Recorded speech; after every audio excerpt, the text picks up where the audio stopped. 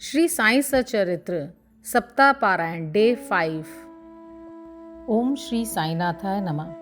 ओम साई राम। श्री साई सचरित्र अध्याय 29। मद्रासी भजनी मेला, तेंदुलकर पिता व पुत्र, डॉक्टर कैप्टन हाटे और वामन नार्वेकर आदि की कथाएं। मद्रासी भजनी मेला। लगभग सन 1916 में एक मद्रासी भजन मंडली पवित्र काशी की तीर्थ यात्रा पर निकली। उस मंडली में एक पुरुष, उनकी स्त्री, पुत्री और साली थी। अभाग्यवश उनके नाम यहाँ नहीं दिए जा रहे हैं। मार्ग में कहीं उनको सुनने में आया कि अहमदनगर के कोपरगांव तालुका के शिरडी ग्राम में श्री साईं बाबा नाम के एक महान संत रहते हैं, जो बहुत दयालु और पहुंचे हुए हैं। वे उदार हृदय और अहेतुक कृपा सिंधु हैं। वे प्रतिदिन अपने भक्तों को रुपया बांटा करते हैं। यदि कोई कलाकार वहां जाकर अपनी कला का प्रदर्शन करता है तो उसे भी पुरस्कार मिलता है। प्रतिदिन दक्षिणा में बाबा के पास बहुत रुपए इकट्ठे हो जाया करते थे। इन रुपयों में से वे नित्य 1 रुपया भक्त कोंडा जी की 3 वर्षीय कन्या अमनी को, किसी को 2 रुपये से 5 रुपये तक, 6 रुपये अमनी की माँ को और 10 से 20 रुपये तक और कभी कभी 50 रुपये भी अपनी इच्छानुसार अन्य भक्तों को दे दिया करते थे। यह सुनकर मंडली शिरडी आकर रुकी। मंडली बहुत सुंदर भजन और गायन किया करती थी, परंतु उनका भीतरी ध्येय तो द्रव्योपार्जन ही था। मंडली में 3 व्यक्ति तो बड़े ही लालची थे। केवल प्रधान स्त्री का स्वभाव इन लोगों से सर्वथा भिन्न था। उसके हृदय में बाबा के प्रति श्रद्धा और विश्वास देखकर बाबा प्रसन्न हो गए। फिर क्या था, बाबा ने उसे उसके इष्ट के रूप में दर्शन दिए और केवल उसे ही बाबा सीतानाथ के रूप में दिखाई दिए, जबकि अन्य उपस्थित लोगों को सदैव की भांति ही। अपने प्रिय इष्ट का दर्शन पाकर वह द्रवित हो गई तथा उसका कंठ रुंध गया और आंखों से अश्रुधारा बहने लगी। तभी प्रेमोन्मत्त हो ताली बजाने लगी। उसको इस प्रकार आनंदित देख लोगों को कौतूहल तो होने लगा, परंतु कारण किसी को भी ज्ञात न हो रहा था। दोपहर के पश्चात उसने वह भेद अपने पति से प्रकट किया। बाबा के श्री राम स्वरूप में उसे कैसे दर्शन हुए इत्यादि उसने सब बताया। पति ने सोचा कि मेरी स्त्री बहुत भोली और भावुक है, अतः से राम का दर्शन होना एक मानसिक विकार के अतिरिक्त कुछ नहीं है। उसने ऐसा कहकर उसकी उपेक्षा कर दी कि कहीं यह भी संभव हो सकता है कि केवल तुम्हें ही बाबा राम के रूप में दिखें और अन्य लोगों को सदैव की भांति ही। स्त्री ने कोई प्रतिवाद न किया, क्योंकि उसे राम के दर्शन जिस प्रकार उस समय हुए थे वैसे ही अब भी हो रहे थे। उसका मन शांत, स्थिर और संतृप्त हो चुका था। आश्चर्यजनक दर्शन। इस प्रकार दिन बीतते गए। एक दिन रात्रि में उसके पति को एक विचित्र स्वप्न आया। उसने देखा कि एक बड़े शहर में पुलिस ने गिरफ्तार कर डोरी से बांधकर उसे कारावास में डाल दिया है। तत्पश्चात ही उसने देखा कि बाबा शांत मुद्रा में सिंकच्चों के बाहर उसके समीप खड़े हैं। उन्हें अपने समीप खड़े देख वह गिड़गिड़ा कर कहने लगा कि आपकी कीर्ति सुनकर ही मैं आपके श्री चरणों में आया हूँ, फिर आपके इतने निकट होते हुए भी मेरे ऊपर ये विपत्ति क्यों आई। तब वे बोले कि तुम्हें अपने बुरे कर्मों का फल अवश्य भुगतना चाहिए। वह पुनः बोला कि इस जीवन में मुझे अपने ऐसे कर्म की स्मृति नहीं जिसके कारण मुझे ये दुर्दिन देखने का अवसर मिला। बाबा ने कहा, यदि इस जन्म में नहीं तो गत जन्म की कोई स्मृति नहीं, परंतु यदि एक बार मान लूं कि कोई बुरा कर्म किया भी होगा तो आपके यहाँ होते हुए तो उसे अभी भस्म हो जाना चाहिए, जिस प्रकार सूखी घास अग्नि द्वारा शीघ्र भस्म हो जाती है। बाबा ने पूछा, क्या तुम्हारा सचमुच ऐसा दृढ़ विश्वास है? उसने कहा, हाँ। बाबा ने उससे अपनी आंखें बंद करने को कहा और जब उसने आंखें बंद की तो उसे किसी भारी वस्तु के गिरने की आहट सुनाई दी। आंखें खोलने पर उसने अपने को कारावास से मुक्त पाया। पुलिस वाला नीचे गिरा पड़ा था तथा उसके शरीर से रक्त प्रवाहित हो रहा था। यह देखकर वह अत्यंत भयभीत दृष्टि से बाबा की ओर देखने लगा। तब बाबा बोले कि बच्चू, अब तुम्हारी अच्छी तरह खबर ली जाएगी। पुलिस अधिकारी अभी आएंगे और तुम्हें गिरफ्तार कर लेंगे। तब वह गिड़गिड़ाकर कहने लगा कि आपके अतिरिक्त मेरी रक्षा और कौन कर सकता है? मुझे तो एकमात्र आपका ही सहारा है। भगवान, मुझे किसी प्रकार बचा लीजिए। फिर बाबा ने उससे आंखें बंद करने को कहा। आंखें खोलने पर उसने देखा कि वह पूर्ण मुक्त होकर सिंकच्चों के बाहर खड़ा है और बाबा भी उसके समीप ही खड़े हैं। तब वह बाबा के श्री चरणों में गिर पड़ा।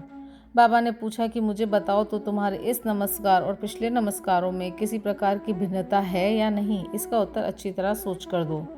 वह बोला कि आकाश और पाताल में जो अंतर है वही अंतर मेरे पहले और इस नमस्कार में है। मेरे पूर्व नमस्कार तो केवल धन प्राप्ति की आशा से ही थे, परंतु यह नमस्कार मैंने आपको ईश्वर जानकर ही किया है। पहले मेरी धारणा ऐसी थी कि यवन होने के नाते आप हिंदुओं का धर्म भ्रष्ट कर रहे हैं। बाबा ने पूछा कि क्या तुम्हारा यवन पीरों में विश्वास नहीं? प्रत्युत्तर में उसने कहा जी नहीं।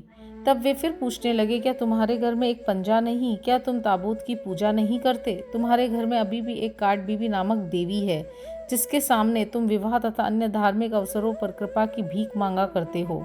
अंत में जब उसने स्वीकार कर लिया तो वे बोले कि इससे अधिक अब तुम्हें क्या प्रमाण चाहिए। तब उसके मन में अपने गुरु श्री रामदास के दर्शनों की इच्छा हुई। बाबा ने ज्यों ही उससे पीछे घूमने को कहा तो उसने देखा कि श्री रामदास स्वामी उसके सामने खड़े हैं और जैसे ही वह उनके चरणों पर गिरने को तत्पर हुआ वे तुरंत अदृश्य हो गए। तब वह बाबा से कहने लगा कि आप तो वृद्ध प्रतीत होते हैं, क्या आपको आपकी आयु विदित है? बाबा ने पूछा कि तुम क्या कहते हो, मैं बूढ़ा हूँ? थोड़ी देर मेरे साथ दौड़कर तो देखो। ऐसा कहकर बाबा दौड़ने लगे और वह भी उनके पीछे पीछे दौड़ने लगा। दौड़ने से पैरों द्वारा जो धूल उड़ी उसमें बाबा लुप्त हो गया और तभी उसकी नींद भी खुल गई। जागृत होते ही वह गंभीरतापूर्वक इस स्वप्न पर विचार करने लगा। उसकी मानसिक प्रवृत्ति में पूर्ण परिवर्तन हो गया। अब उसे बाबा की महानता विदित हो चुकी थी। उसकी लोभी तथा शंकालु वृत्ति लुप्त हो गई और हृदय में बाबा के चरणों के प्रति सच्ची भक्ति उमड़ पड़ी। वह था तो एक स्वप्न मात्र ही, परंतु उसमें जो प्रश्नोत्तर थे वे अधिक महत्वपूर्ण थे। दूसरे दिन जब सब लोग मस्जिद में आरती के निमित्त एकत्रित हुए तब बाबा ने उसे प्रसाद में लगभग 2 रुपए की मिठाई और 2 रुपए नकद अपने पास से देकर आशीर्वाद दिया। उसे कुछ दिन और रोकर उन्होंने आशीष देते हुए कहा कि अल्लाह तुम्हें बहुत देगा और अब सब अच्छा ही होगा। बाबा से उसे अधिक द्रव्य की प्राप्ति तो न हुई, परंतु उनकी कृपा उसे अवश्य ही प्राप्त हो गई, जिससे उसका बहुत कल्याण हुआ। मार्ग में उनको यथेष्ट द्रव्य प्राप्त हुआ और उनकी यात्रा बहुत ही सफल रही। उन्हें यात्रा में कोई कष्ट या असुविधा न हुई और वे अपने घर सकुशल पहुंच गए। उन्हें बाबा के श्री वचनों तथा आशीर्वाद और उनकी कृपा से प्राप्त उस आनंद की सदैव स्मृति बनी रही। इस कथा से विदित होता है कि बाबा किस प्रकार अपने भक्तों के समीप पधारकर उन्हें श्रेष्ठकर मार्ग पर ले जाते थे और आज भी ले जाते हैं। तेंदुलकर कुटुंब। बंबई के पास बांद्रा में एक तेंदुलकर कुटुंब रहता था जो बाबा का पूरा भक्त था। श्रीयुत रघुनाथ राव और तेंदुलकर ने मराठी भाषा में श्री साईनाथ भजनमाला नामक एक पुस्तक लिखी है जिसमें लगभग 800 अभंग और पदों का समावेश तथा बाबा की लीलाओं का मधुर वर्णन है। यह बाबा के भक्तों के पढ़ने योग्य पुस्तक है। उनका ज्येष्ठ पुत्र बाबू डॉक्टरी परीक्षा में बैठने के लिए अनवरत अभ्यास कर रहा था। उसने कई ज्योतिषियों को अपनी जन्म कुंडली दिखाई, परंतु सभी ने बतलाया कि इस वर्ष उसके ग्रह उत्तम नहीं, किंतु अगले वर्ष परीक्षा में बैठने से उसे अवश्य सफलता प्राप्त होगी। इससे उसे बड़ी निराशा हुई और वह अशांत हो गया। थोड़े दिनों के पश्चात उसकी माँ शिरडी गई और उसने वहाँ बाबा के दर्शन किए। अन्य बातों के साथ उसने अपने पुत्र की निराशा तथा अशांति की बात भी बाबा से कही। उनके पुत्र को कुछ दिनों के पश्चात ही परीक्षा में बैठना था। बाबा कहने लगे कि अपने पुत्र से कहो कि मुझ पर विश्वास रखे, सब भविष्य कथन तथा ज्योतिषियों द्वारा बनाई कुंडलियों को एक कोने में फेंक दे तथा अपना अभ्यास क्रम चालू रख शांत चित्त से परीक्षा में बैठे। वह अवश्य ही इस वर्ष उत्तीर्ण हो जाएगा। उससे कहना कि निराश होने की कोई बात नहीं है। माँ ने घर आकर बाबा का संदेश पुत्र को सुना दिया। उसने घोर परिश्रम किया और परीक्षा में बैठ गया। सब पर्चों के जवाब बहुत अच्छे लिखे थे, परंतु फिर भी संशयग्रस्त होकर उसने सोचा कि संभव है कि उत्तीर्ण होने लायक अंक मुझे प्राप्त न हो सके, इसलिए उसने मौखिक परीक्षा में बैठने का विचार त्याग दिया। परीक्षक तो उसके पीछे लगा ही था। उसने एक विद्यार्थी द्वारा सूचना भेजी कि उसे लिखित परीक्षा में तो उत्तीर्ण होने लायक अंक प्राप्त हैं, अब उसे मौखिक परीक्षा में अवश्य ही बैठना चाहिए। इस प्रकार प्रोत्साहन पाकर वह उसमें भी बैठ गया तथा दोनों परीक्षाओं में उत्तीर्ण हो गया। उस वर्ष उसकी ग्रह दशा विपरीत होते हुए भी बाबा की कृपा से उसने सफलता पाई। यहाँ केवल इतनी ही बात ध्यान देने योग्य है कि कष्ट और संशय की उत्पत्ति अंत में दृढ़ विश्वास में परिणित हो जाती है। जैसी भी हो परीक्षा तो होती है, परंतु यदि हम बाबा पर दृढ़ विश्वास और श्रद्धा रखकर प्रयत्न करते रहें तो हमें सफलता अवश्य ही मिलेगी। इसी बालक के पिता रघुनाथ राव बंबई के एक विदेशी व्यवसायी फर्म में नौकरी करते थे। वे बहुत वृद्ध हो चुके थे और अपना कार्य सुचारू रूप से नहीं कर सकते थे, इसलिए वे अब छुट्टी लेकर विश्राम करना चाहते थे। छुट्टी लेने पर भी उनके शारीरिक स्वास्थ्य में कोई विशेष परिवर्तन ना हुआ। अब यह आवश्यक था कि सेवानिवृत्ति की पूर्वकालिक छुट्टी ली जाए। एक वृद्ध और विश्वासपात्र नौकर होने के नाते प्रधान मैनेजर ने उन्हें पेंशन देकर सेवानिवृत्त करने का निर्णय लिया। पेंशन कितनी दी जाए प्रश्न विचाराधीन था। उन्हें 150 रुपये मासिक वेतन मिलता था, इस हिसाब से पेंशन हुई 75 रुपये, जो कि उनके कुटुंब के निर्वाह हेतु अपर्याप्त थी। इसलिए वे बड़े चिंतित थे। निर्णय होने के 15 दिन पूर्व ही बाबा ने श्रीमती तेंदुलकर को स्वप्न में दर्शन देकर कहा कि मेरी इच्छा है कि पेंशन 100 रुपये दी जाए, क्या तुम्हें इससे संतोष होगा? श्रीमती तेंदुलकर ने कहा कि बाबा, मुझ दासी से आप क्या पूछते हैं, हमें तो आपके श्री चरणों में पूर्ण विश्वास है। यद्यपि बाबा ने 100 रुपये कहे थे, परंतु उसे विशेष प्रकरण समझकर 10 रुपये अधिक अर्थात 110 रुपये पेंशन निश्चित हुई। बाबा अपने भक्तों के लिए कितना अपरिमित स्नेह और कितनी चिंता रखते थे। कैप्टन हाटे। बीकानेर के निवासी कैप्टन हाटे बाबा के परम भक्त थे। एक बार स्वप्न में बाबा ने उनसे पूछा, क्या तुम्हें मेरी विस्मृति हो गई है? श्री हाटे ने उनके श्री चरणों से लिपटकर कहा कि यदि बालक अपनी मां को भूल जाए तो क्या वह जीवित रह सकता है? इतना कहकर श्री हाटे शीघ्र बगीचे में जाकर कुछ वल पपड़ी सेम तोड़ लाए और एक थाली में सीधा सूखी भिक्षा तथा दक्षिणा रखकर बाबा को भेंट करने आए। उसी समय उनकी आंखें खुल गई। उन्हें ऐसा भान हुआ कि यह तो एक स्वप्न था। फिर वे सब वस्तुएं जो उन्होंने स्वप्न में देखी थी बाबा के पास शिरडी भेजने का निश्चय कर लिया। कुछ दिनों के पश्चात वे ग्वालियर आए और वहां से अपने एक मित्र को 12 रुपयों का मनी ऑर्डर भेजकर पत्र में लिख भेजा कि 2 रुपयों में सीधा की सामग्री और वल पपड़ी सेम आदि मोल लेकर तथा 10 रुपये दक्षिणा स्वरूप साथ में रखकर मेरी ओर से बाबा को भेंट देना। उनके मित्र ने शिरडी आकर सब वस्तुएं तो संग्रह कर ली, परंतु वल पपड़ी प्राप्त करने में उन्हें अत्यंत कठिनाई हुई। थोड़ी देर के पश्चात उन्होंने एक स्त्री को सिर पर टोकरी रखे सामने से आते देखा। उन्हें यह देखकर अत्यंत आश्चर्य हुआ कि उस टोकरी में वल पपड़ी के अतिरिक्त कुछ भी न था। तब उन्होंने वल पपड़ी खरीदकर सब एकत्रित वस्तुएं लेकर मस्जिद में जाकर श्री हाटे की ओर से बाबा को भेंट कर दी। दूसरे दिन श्री निमोड़कर ने उसका नैवेद्य चावल और वल पपड़ी की सब्जी तैयार कर बाबा को भोजन कराया। सब लोगों को बड़ा विस्मय हुआ कि बाबा ने भोजन में केवल वल पपड़ी ही खाई और अन्य वस्तुओं को स्पर्श तक न किया। उनके मित्र द्वारा जब इस समाचार का पता कैप्टन हाटे को चला तो वे गदगद हो उठे और उनके हर्ष का पारावार न रहा। पवित्र रुपया। एक अन्य अवसर पर कैप्टन हाटे ने विचार किया कि बाबा के पवित्र कर कमलों द्वारा स्पर्शित 1 रुपया लाकर अपने घर में अवश्य ही रखना चाहिए। अचानक उनकी भेंट अपने एक मित्र से हो गई जो शिरडी जा रहे थे। उनके हाथ ही श्री हाटे ने 1 रुपया भेज दिया। शिरडी पहुंचने पर बाबा को यथा योग्य प्रणाम करने के पश्चात उन्होंने दक्षिणा भेंट की, जिसे उन्होंने तुरंत ही अपनी जेब में रख लिया। तत्पश्चात उन्होंने कैप्टन हाटे का रुपया भी अर्पण किया, जिसे वे हाथ में लेकर गौर से निहारने लगे। उन्होंने उसका अंकित चित्र ऊपर की ओर कर अंगूठे पर रख खनखनाया और अपने हाथ में लेकर देखने लगे। फिर वे उनके मित्र को कहने लगे कि उदी सहित ये रुपया अपने मित्र को लौटा देना, मुझे उनसे कुछ नहीं चाहिए। उनसे कहना कि वे आनंद पूर्वक रहें। मित्र ने ग्वालियर आकर वह रुपया हाटे को देकर वहाँ जो कुछ हुआ वो सब सुनाया, जिसे देखकर उन्हें बड़ी प्रसन्नता हुई और उन्होंने अनुभव किया कि बाबा सदैव उत्तम विचारों को प्रोत्साहित करते हैं। उनकी मनोकामना बाबा ने पूर्ण कर दी। श्री वामन नार्वेकर। पाठकगण अब एक भिन्न कथा श्रवण करें। एक महाशय जिनका नाम वामन नार्वेकर था, उनकी साईं चरणों में प्रगाढ़ प्रीति थी।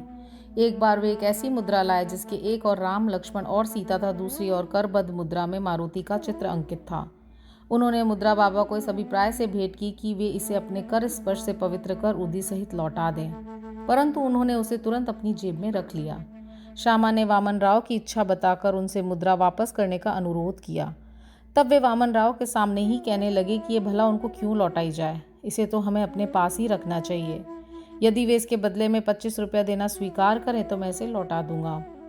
वह मुद्रा वापस पाने हेतु श्री वामन राव ने 25 रुपये एकत्रित कर उन्हें भेंट किए। तब बाबा कहने लगे कि इस मुद्रा का मूल्य तो 25 रुपयों से कहीं अधिक है। श्यामा, तुम इसे अपने भंडार में जमा करके अपने देवालय में प्रतिष्ठित कर इसका नित्य पूजन करो। किसी का साहस न था कि वे ये पूछ लें कि उन्होंने ऐसी नीति क्यों अपनाई। यह तो केवल बाबा ही जाने कि किसके लिए कब और क्या उपयुक्त है।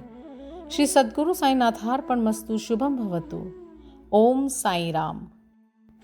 ओम श्री साईनाथाय नमः। ओम साई राम। श्री साई सचरित्र अध्याय 30। शिरडी को खिंचे गए भक्त। वणी के काका वैद्य, खुशाल चंद, बंबई के रामलाल पंजाबी। इस अध्याय में बतलाया गया है कि 3 अन्य भक्त किस प्रकार शिरडी की ओर खींचे गए। प्राकथन। जो बिना किसी कारण भक्तों पे स्नेह करने वाले दया के सागर हैं तथा निर्गुण होकर भी भक्तों के प्रेमवश ही जिन्होंने स्वेच्छापूर्वक मानव शरीर धारण किया, जो ऐसे भक्त वत्सल हैं कि जिनके दर्शन मात्र से ही भवसागर के भय और समस्त कष्ट दूर हो जाते हैं। ऐसे श्री साईनाथ महाराज को हम नमन करें। भक्तों को आत्मदर्शन कराना ही संतों का प्रधान कार्य है। श्री साईं जो संत शिरोमणि हैं, उनका तो मुख्य ध्येय ही यही है। जो उनके श्री चरणों की शरण में जाते हैं, उनके समस्त पाप नष्ट होकर निश्चित ही दिन प्रतिदिन प्रगति करते हैं। उनके श्री चरणों का स्मरण कर पवित्र स्थानों से भक्तगण शिरडी आते और उनके समीप बैठकर श्लोक पढ़कर गायत्री मंत्र का जाप किया करते थे। परंतु जो निर्बल तथा सर्व प्रकार से दीनहीन हैं और जो यह नहीं जानते कि भक्ति किसे कहते हैं, उनका तो केवल इतना ही विश्वास है कि अन्य सब लोग उन्हें असहाय छोड़कर उपेक्षा भले ही कर दे, परंतु अनाथों के नाथ और प्रभु श्री साईं मेरा कभी परित्याग न करेंगे। जिन पर वे कृपा करें, उन्हें प्रचंड शक्ति, नित्य अनित्य में विवेक तथा ज्ञान सहज ही प्राप्त हो जाता है। वे अपने भक्तों की इच्छाएं जानकर उन्हें पूर्ण किया करते हैं, इसलिए भक्तों को मनोवांछित फल की प्राप्ति हो जाया करती है और वे सदा कृतज्ञ बने रहते हैं। हम उन्हें साष्टांग प्रणाम कर प्रार्थना करते हैं कि वे हमारी त्रुटियों की ओर ध्यान न देकर हमें समस्त कष्टों से बचा लें। जो विपत्तिग्रस्त प्राणी इस प्रकार श्री साईं से प्रार्थना करता है, उनकी कृपा से उसे पूर्ण शांति तथा सुख समृद्धि प्राप्त होती है। श्री हेमाद पंत कहते हैं कि हे मेरे साईं, तुम तो दया के सागर हो। यह तो तुम्हारी ही दया का फल है जो आज यह साईं सच्चरित्र भक्तों के समक्ष प्रस्तुत है। अन्यथा मुझ में इतनी योग्यता कहाँ जो ऐसा कठिन कार्य करने का दुस्साहस भी कर सकता। जब पूर्ण उत्तरदायित्व साईं ने अपने ऊपर ही ले लिया तो हेमाद पंत को तिल मात्र भी भार प्रतीत न हुआ और न ही इसकी उन्हें चिंता ही हुई। श्री साईं ने इस ग्रंथ के रूप में उनकी सेवा स्वीकार कर ली। यह केवल उनके पूर्व जन्म के शुभ संस्कारों के कारण ही संभव हुआ, जिसके लिए वे अपने को भाग्यशाली और कृतार्थ समझते हैं। नीचे लिखी कथा कपोल कल्पित नहीं वरन विशुद्ध अमृत तुल्य है। इसे जो हृदयगम करेगा उसे श्री साईं की महानता और सर्वव्यापकता विदित हो जाएगी। परंतु जो वाद विवाद और आलोचना करना चाहते हैं, उन्हें इन कथाओं की ओर ध्यान देने की आवश्यकता भी नहीं है। यहाँ तर्क ही नहीं वरन प्रगाढ़ प्रेम और भक्ति की अत्यंत अपेक्षा है। विद्वान भक्त तथा श्रद्धालु जन अथवा जो अपने को साईं पद सेवक समझते हैं, उन्हें ही ये कथाएं रुचिकर तथा शिक्षाप्रद प्रतीत होंगी। अन्य लोगों के लिए तो ये निरी कपोल कल्पनाएं ही हैं। श्री साईं के अंतरंग भक्तों को श्री साईं लीलाएं कल्पतरु के सदृश्य हैं। श्री साईं लीला रूपी अमृत पान करने से अज्ञानी जीवों को ज्ञान, गृहस्थाश्रमियों को संतोष तथा मुमुक्षुओं को एक उत्तम साधन प्राप्त होता है। अब हम इस कथा की मूल कथा पर आते हैं। काकाजी वैद्य। नासिक जिले के वणी ग्राम में काकाजी वैद्य नाम के एक व्यक्ति रहते थे। वे श्री सप्तशृंगी देवी के पुजारी थे। एक बार वे विपत्तियों में कुछ इस प्रकार ग्रसित हुए कि उनके चित्त की शांति भंग हो गई और वे बिल्कुल निराश हो उठे। एक दिन अति व्यथित होकर देवी के मंदिर में जाकर अंतःकरण से वे प्रार्थना करने लगे कि हे देवी, हे दयामयी, मुझे कष्टों से शीघ्र मुक्त करो। उनकी प्रार्थना से देवी प्रसन्न हो गई और उसी रात्रि को उन्हें स्वप्न में बोली कि तू बाबा के पास जा, वहाँ तेरा मन शांत और स्थिर हो जाएगा। बाबा का परिचय जानने को काकाजी बड़े उत्सुक थे, परंतु देवी से प्रश्न करने के पूर्व ही उनकी निद्रा भंग हो गई। वे सोचने लगे कि ऐसे ये कौन से बाबा हैं जिनकी ओर देवी ने मुझे संकेत किया है। कुछ देर सोचने के पश्चात वे इस निष्कर्ष पर पहुंचे कि संभव है कि वे त्र्यंबकेश्वर बाबा शिव ही हों। इसलिए वे पवित्र तीर्थ त्र्यंबक नासिक गए और वहां 10 दिन व्यतीत किए। वे प्रातःकाल उठकर स्नान आदि से निवृत्त हो रुद्र मंत्र का जाप कर साथ ही साथ अभिषेक व अन्य धार्मिक कृत्य भी करने लगे, परंतु उनका मन पूर्ववत ही अशांत बना रहा। तब फिर अपने घर लौटकर वे अति करुण स्वर में देवी की प्रार्थना करने लगे। उसी रात्रि में देवी ने उन्हें पुनः स्वप्न में दर्शन देकर कहा कि तू व्यर्थी त्र्यंबकेश्वर क्यों गया? बाबा से तो मेरा अभिप्राय था शिरडी के श्री साईं समर्थ। अब काकाजी के समक्ष मुख्य प्रश्न यह उपस्थित हो गया कि वे कैसे और कब शिरडी जाकर बाबा के श्री दर्शन का लाभ उठाएं। यथार्थ में यदि कोई व्यक्ति किसी संत के दर्शन को आतुर हो तो केवल संत ही नहीं, भगवान भी इसकी इच्छा पूर्ण कर देते हैं। वस्तुतः यदि पूछा जाए तो संत और अनंत एक ही हैं और उनमें कोई भिन्नता नहीं। यदि कोई कहे कि मैं स्वतः ही अमुक संत के दर्शन को जाऊंगा तो इसे निरे दंभ के अतिरिक्त और क्या कहा जा सकता है। संत की इच्छा के विरुद्ध उनके समीप जाकर कौन दर्शन ले सकता है? उनकी सत्ता के बिना वृक्ष का एक पत्ता भी नहीं हिल सकता। जितनी तीव्र उत्कंठा संत दर्शन की होगी, तदनुसार ही उसकी भक्ति और विश्वास में वृद्धि होती जाएगी और उतनी ही शीघ्रता से उनकी मनोकामना भी पूर्ण होगी। जो निमंत्रण देता है वह आदर आतिथ्य का प्रबंध भी करता है। काका जी के संबंध में सचमुच यही हुआ। श्यामा की मान्यता। जब काका जी शिरडी यात्रा करने का विचार कर रहे थे, उसी समय उनके यहाँ एक अतिथि आया जो कि श्यामा के अतिरिक्त और कोई न था। श्यामा बाबा के अंतरंग भक्तों में से थे। वे ठीक इसी समय वणी में क्यों और कैसे आ पहुंचे, अब हम इस पर दृष्टि डालें। बाल्यावस्था में वे एक बार बहुत बीमार पड़ गए थे। उनकी माता ने अपनी कुल देवी सप्तशृंगी से प्रार्थना की कि यदि मेरा पुत्र निरोग हो गया तो मैं उसे तुम्हारे चरणों पर लाकर डालूंगी। कुछ वर्षों के पश्चात ही उनकी माता के स्तन में दाद हो गई। तब उन्होंने पुनः देवी से प्रार्थना की कि यदि मैं रोग मुक्त हो जाऊं तो मैं तुम्हें चांदी के 2 स्तन चढ़ाऊंगी। परंतु ये दोनों वचन अधूरे ही रहे। परंतु जब वे मृत्युशैया पे पड़ी थी तो उन्होंने अपने पुत्र श्यामा को समीप बुलाकर उन दोनों वचनों की स्मृति दिलाई तथा उन्हें पूर्ण करने का आश्वासन पाकर प्राण त्याग दिए। कुछ दिनों के पश्चात वे अपनी प्रतिज्ञा भूल गए और इसे भूले पूरे 30 वर्ष व्यतीत हो गए। तभी एक प्रसिद्ध ज्योतिषी शिरडी आए और वहां लगभग 1 मास ठहरे। श्रीमान बूटी साहेब और अन्य लोगों को बतलाई उनकी सभी भविष्यवाणी प्राय सही निकली, जिनसे सबको पूर्ण संतोष था। श्यामा के लघु भ्राता बाबा जी ने भी उनसे कुछ प्रश्न पूछे। तब ज्योतिषी ने उन्हें बतलाया कि तुम्हारे ज्येष्ठ भ्राता ने अपनी माता को मृत्युशैया पर जो वचन दिए थे उनके अब तक पूर्ण न किए जाने के कारण देवी असंतुष्ट होकर उन्हें कष्ट पहुंचा रही है। ज्योतिषी की बात सुन के श्यामा उन अपूर्ण वचनों की स्मृति हो आई। अब और विलंब करना खतरनाक समझ के उन्होंने सुनार को बुलाकर शीघ्र चांदी के 2 स्तन तैयार कराए और उन्हें मस्जिद में ले जाकर बाबा के समक्ष रख दिया तथा प्रणाम कर उन्हें स्वीकार कर वचन मुक्त करने की प्रार्थना की। श्यामा ने कहा कि मेरे लिए तो सप्तशृंगी देवी आप ही हैं, परंतु बाबा ने साग्रह कहा कि तुम इन्हें स्वयं ले जाकर देवी के चरणों में अर्पित करो। बाबा की आज्ञा व उदी लेकर उन्होंने वणी को प्रस्थान कर दिया। पुजारी का घर पूछते पूछते वह काका जी के पास जा पहुंचे। काका जी इस समय बाबा के दर्शनों को बड़े उत्सुक थे और ठीक ऐसे ही मौके पर श्यामा भी वहां पहुंच गए। वह संयोग भी कैसा विचित्र था। काका जी ने आगंतुक से उनका परिचय प्राप्त कर पूछा कि आप कहाँ से पधार रहे हैं। जब उन्होंने सुना कि वे शिरडी से आ रहे हैं तो वे एकदम प्रेमोन्मत्त हो श्यामा से लिपट गए और फिर दोनों का श्री साईं लीलाओं पर वार्तालाप आरंभ हो गया। अपने वचन संबंधी कृत्यों को पूर्ण कर वे काका जी के साथ शिरडी लौट आए। काका मस्जिद पहुंचकर बाबा के श्री चरणों से जा लिपटे। उनके नेत्रों से प्रेमाश्रुओं की धारा बहने लगी और उनका चित्त स्थिर हो गया। देवी के दृष्टांतानुसार कि जैसे ही उन्होंने बाबा के दर्शन किए उनके मन की अशांति तुरंत नष्ट हो गई और वे परम शांति का अनुभव करने लगे।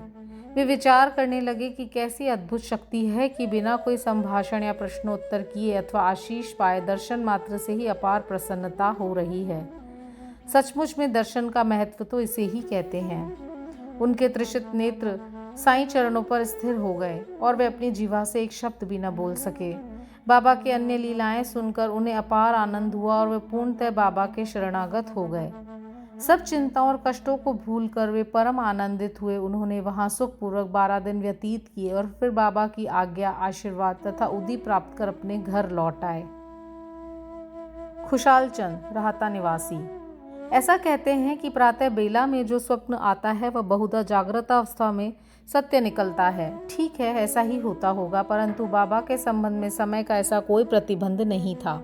ऐसा ही एक उदाहरण प्रस्तुत है। बाबा ने एक दिन तृतीय पहर काका साहेब को तांगा लेकर राहता से खुशाल चंद को लाने के लिए भेजा, क्योंकि खुशाल चंद से उनकी कई दिनों से भेंट न हुई थी। राहता पहुंचकर काका साहेब ने संदेश उन्हें सुना दिया। यह संदेश सुनकर उन्हें महान आश्चर्य हुआ और वे कहने लगे कि दोपहर को भोजन के उपरांत थोड़ी देर मुझे झपकी आ गई थी। तभी बाबा स्वप्न में आए और मुझे शीघ्र ही शिरडी आने को कहा, परंतु घोड़े का उचित प्रबंध न हो सकने के कारण मैंने अपने पुत्र को यह सूचना देने के लिए ही उनके पास भेजा था। जब वह गांव की सीमा तक ही पहुंचा था तभी आप सामने से तांगे में आते दिखे। वे दोनों तांगे में बैठकर शिरडी पहुंचे तथा बाबा से भेंट कर उन्हें बड़ी प्रसन्नता हुई और बाबा की यह लीला देख खुशालचंद गदगद हो गए। बम्बई के रामलाल पंजाबी। बम्बई के एक पंजाबी ब्राह्मण श्री रामलाल को बाबा ने स्वप्न में एक महंत के वेश में दर्शन देकर शिरडी आने को कहा। उन्हें नाम ग्राम का कुछ भी पता न चल रहा था। उन्होंने श्री दर्शन करने की तीव्र उत्कंठा तो थी, परंतु पता ठिकाना ज्ञात न होने के कारण बड़े असमंजस में पड़े हुए थे। जो आमंत्रण देता है वही आने का प्रबंध भी करता है, और अंत में हुआ भी वैसा ही। उसी दिन संध्या समय जब वे सड़क पर टहल रहे थे तो उन्होंने एक दुकान पर बाबा का चित्र टंगा देखा। स्वप्न में उन्हें जिस आकृति वाले महंत के दर्शन हुए थे वे इस चित्र के ही सदृश थे। पूछताछ करने पर उन्हें ज्ञात हुआ कि यह चित्र शिरडी के श्री साईं समर्थ का है, और तब उन्होंने शीघ्र ही शिरडी प्रस्थान कर दिया और जीवन पर्यंत शिरडी में ही निवास किया। इस प्रकार बाबा ने अपने भक्तों को अपने दर्शन के लिए शिरडी में बुलाया और उनकी लौकिक तथा पारलौकिक समस्त इच्छाएं पूर्ण की। श्री सद्गुरु साईनाथार्पणमस्तु। शुभम भवतु। ओम साई राम। ओम श्री साईनाथाय नमः। ओम साई राम। श्री साईं सच्चरित्र अध्याय 31। मुक्तिदान। सन्यासी विजयानंद, बालाराम मानकर, नूलकर, मेघा और बाबा के सम्मुख बाघ की मुक्ति। इस अध्याय में हेमादपंत बाबा के सामने कुछ भक्तों की मृत्यु तथा बाघ के प्राण त्याग की कथा का वर्णन करते हैं। प्रारंभ। मृत्यु के समय जो अंतिम इच्छा या भावना होती है वही भवितव्यता का निर्माण करती है।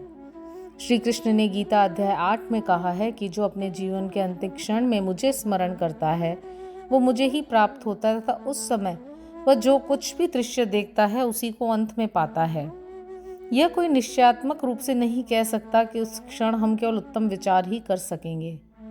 जहाँ तक अनुभव में आया है ऐसा प्रतीत होता है कि उस समय अनेक कारणों से भयभीत होने की संभावना अधिक होती है। इसके अनेक कारण हैं, इसलिए मन को इच्छानुसार किसी उत्तम विचार के चिंतन में ही लगाने के लिए नित्य अभ्यास अत्यंत आवश्यक है। इस कारण सभी संतों ने हरि स्मरण और जप को ही श्रेष्ठ बताया है, ताकि मृत्यु के समय हम किसी घरेलू उलझन में न पड़ जाएं। अतः ऐसे अवसर पर भक्तगण पूर्णतः संतों के शरणागत हो जाते हैं, ताकि संत जो कि सर्वज्ञ हैं उचित पथ प्रदर्शन कर हमारी यथेष्ट सहायता करें। इसी प्रकार के कुछ उदाहरण नीचे दिए जाते हैं। विजयानंद। एक मद्रासी सन्यासी विजयानंद मानसरोवर की यात्रा करने निकले। मार्ग में बाबा की कीर्ति सुनकर शिरडी आए, जहां उनकी भेंट हरिद्वार के सोमदेव जी स्वामी से हुई और इनसे उन्होंने मानसरोवर की यात्रा के संबंध में कुछ पूछताछ की। स्वामी जी ने उन्हें बताया कि गंगोत्री से मानसरोवर 500 मील उत्तर की ओर है, तथा मार्ग में जो कष्ट होते हैं उनका भी उल्लेख किया, जैसे बर्फ की अधिकता, 50 कोस तक भाषा में भिन्नता तथा भूटान वासियों के संशयी स्वभाव जो यात्रियों को अधिक कष्ट पहुंचाया करते हैं। यह सब सुनकर सन्यासी का चित्त उदास हो गया और उसे यात्रा करने का विचार त्याग कर मस्जिद में जाकर बाबा के श्री चरणों का स्पर्श किया। बाबा क्रोधित होकर कहने लगे, इस निकम्मे सन्यासी को निकालो यहाँ से, इसका संग करना व्यर्थ है। सन्यासी बाबा के स्वभाव से पूर्ण अपरिचित था। उसे बड़ी निराशा हुई, परंतु वहां जो कुछ भी गतिविधियां चल रही थी उन्हें वह बैठे बैठे ही देखता रहा। प्रातःकाल का दरबार लोगों से ठसाठस भरा हुआ था और बाबा को यथाविधि अभिषेक कराया जा रहा था। कोई पाद प्रक्षालन कर रहा था तो कोई चरणों को छूकर तथा कोई तीर्थ स्पर्श से अपने नेत्र सफल कर रहा था। कुछ लोग उन्हें चंदन का लेप लगा रहे थे तो कोई उनके शरीर में इत्र ही मल रहा था। जाति पाति का भेदभाव भुलाकर सब भक्त यह कार्य कर रहे थे। यद्यपि बाबा उस पर क्रोधित हो गए थे तो भी सन्यासी के मन में उनके प्रति बड़ा प्रेम उत्पन्न हो गया था। उसे यह स्थान छोड़ने की इच्छा ही न होती थी। 2 दिन के पश्चात ही मद्रास से पत्र आया कि उसकी माँ की स्थिति अत्यंत चिंताजनक है, जिसे पढ़ के उसे बड़ी निराशा हुई और वह अपनी माँ के दर्शन की इच्छा करने लगा। परंतु बाबा की आज्ञा के बिना वह शिरडी से जा ही कैसे सकता था। इसलिए वह हाथ में पत्र लेकर उनके समीप गया और उनसे घर लौटने की अनुमति मांगी। त्रिकालदर्शी बाबा को तो सबका भविष्य विदित ही था। उन्होंने कहा कि जब तुम्हें अपनी माँ से इतना मोह था तो फिर संन्यास धारण करने का कष्ट ही क्यों उठाया। ममता या मोह भगवा वस्त्रधारियों को क्या शोभा देता है। जाओ चुपचाप अपने स्थान पर रहकर कुछ दिन शांतिपूर्वक बिताओ, परंतु सावधान, वाड़े में चोर अधिक हैं, इसलिए द्वार बंद कर सावधानी से रहना, नहीं तो चोर सब कुछ चुरा के ले जाएंगे। लक्ष्मी यानी संपत्ति चंचला है और यह शरीर भी नाशवान है। ऐसा ही समझकर ये लौकिक व पारलौकिक समस्त पदार्थों का मोह त्याग कर अपना कर्तव्य करो। जो इस प्रकार का आचरण कर श्री हरि के शरणागत हो जाता है उसका सब कष्टों से शीघ्र छुटकारा हो उसे परमानंद की प्राप्ति हो जाती है।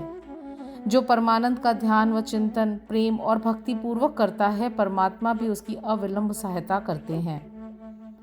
पूर्व जन्मों के शुभ संस्कारों के फलस्वरूप ही तुम यहाँ पहुँचे हो और अब जो मैं कुछ कहता हूँ उसे ध्यानपूर्वक सुनो और अपने जीवन के अंतिम ध्येय पर विचार करो। इच्छा रहित होकर कल से भागवत का 3 सप्ताह तक पठन पाठन प्रारंभ करो। तब भगवान प्रसन्न होंगे और तुम्हारे सब दुख दूर कर देंगे। माया का आवरण दूर होकर तुम्हें शांति प्राप्त होगी।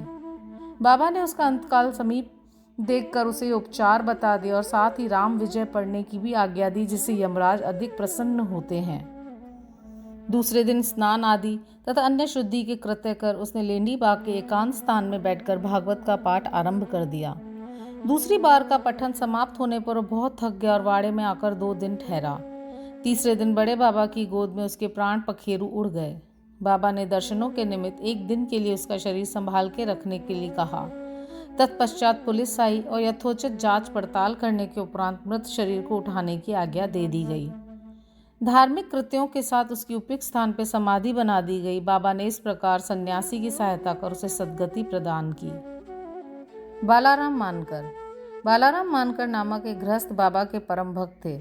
जब उनकी पत्नी का देहांत हो गया तो वे बड़े निराश हो गए और सब घर बार अपने लड़के को सौंप वे शिरडी में आकर बाबा के पास रहने लगे। उनकी भक्ति देखकर बाबा उनके जीवन की गति परिवर्तित कर देना चाहते थे, इसलिए उन्होंने उन्हें 12 रुपए देकर मच्छिंद्रगढ़ जिला सातार में जाकर रहने को कहा। मानकर की इच्छा उनका सानिध्य छोड़कर अन्यत्र कहीं भी जाने की न थी, परंतु बाबा ने उन्हें समझाया कि तुम्हारे कल्याणार्थ ही मैं तुम्हें उत्तम उपाय बतला रहा हूँ, इसलिए वहां जाकर दिन में 3 बार प्रभु का ध्यान करो। बाबा के शब्दों में विश्वास करो मच्छिंद्रगढ़ चला गया और वहां के मनोहर दृश्यों, शीतल जल तथा उत्तम पवन और समीपस्थ दृश्यों को देखकर उसके चित्त को बड़ी प्रसन्नता हुई। बाबा द्वारा बतलाई गई विधि से उसने प्रभु का ध्यान करना प्रारंभ कर दिया और कुछ दिनों के पश्चात ही उसे दर्शन प्राप्त हो गए। बहुधा भक्तों को समाधि या तुतरीयावस्था में ही दर्शन होते हैं, परंतु मानकर जब तुतरीयावस्था से प्राकृतावस्था में आया तभी उसे दर्शन हुए। दर्शन होने के पश्चात मानकर ने बाबा से अपने को वहां भेजने का कारण पूछा। बाबा ने कहा, शिरडी में तुम्हारे मन में नाना प्रकार के संकल्प विकल्प उठने लगे थे, इसी कारण मैंने तुम्हें यहाँ भेजा कि तुम्हारे चंचल मन को शांति प्राप्त हो। तुम्हारी धारणा थी कि मैं शिरडी में ही विद्यमान हूँ और 3.5 हाथ के इस पंच तत्व के पुतले के अतिरिक्त कुछ नहीं हूँ, परंतु अब तुम मुझे देखकर यह धारणा बना लो कि जो तुम्हारे सामने शिरडी में उपस्थित थे और जिसके तुमने अभी दर्शन किए वह दोनों अभिन्न हैं या नहीं। मानकर वह स्थान छोड़कर अपने निवास स्थान बांद्रा को रवाना हो गया। वह पूना से दादर रेल द्वारा जाना चाहता था, परंतु जब वह टिकट घर पर पहुंचा तो अधिक भीड़ होने के कारण टिकट खरीद न सका। इतने में एक देहाती जिसके कंधे पे कंबल पड़ा था, शरीर पर केवल एक लंगोटी के अतिरिक्त कुछ नहीं था, वहां आया और मानकर से पूछने लगा कि आप कहाँ जा रहे हैं। मानकर ने उत्तर दिया कि मैं दादर जा रहा हूँ। तब वह कहने लगा कि मेरा दादर का टिकट आप ले लीजिए, क्योंकि मुझे यहाँ एक आवश्यक कार्य आ जाने के कारण मेरा जाना आज न हो सकेगा। मानकर को टिकट पाकर बड़ी प्रसन्नता हुई और अपनी जेब से वे पैसे निकालने लगे। इतने में ही टिकट देने वाला आदमी भीड़ में कहीं अदृश्य हो गया। मानकर ने भीड़ में पर्याप्त छानबीन की, परंतु सब व्यर्थ ही रहा। जब तक गाड़ी नहीं छूटी मानकर उसके लौटने की प्रतीक्षा करता रहा, परंतु वो अंत तक न आया। इस प्रकार मानकर को इस विचित्र रूप में द्वितीय बार दर्शन हुए। कुछ दिन अपने घर ठहर कर मानकर फिर शिरडी लौट आया और श्री चरणों में ही अपने दिन व्यतीत करने लगा। अब वह सदैव बाबा के वचनों और आज्ञा का पालन करने लगा। अंततः उस भाग्यशाली ने बाबा के समक्ष ही उनका आशीर्वाद प्राप्त कर अपने प्राण त्यागे। तात्या साहेब नूलकर।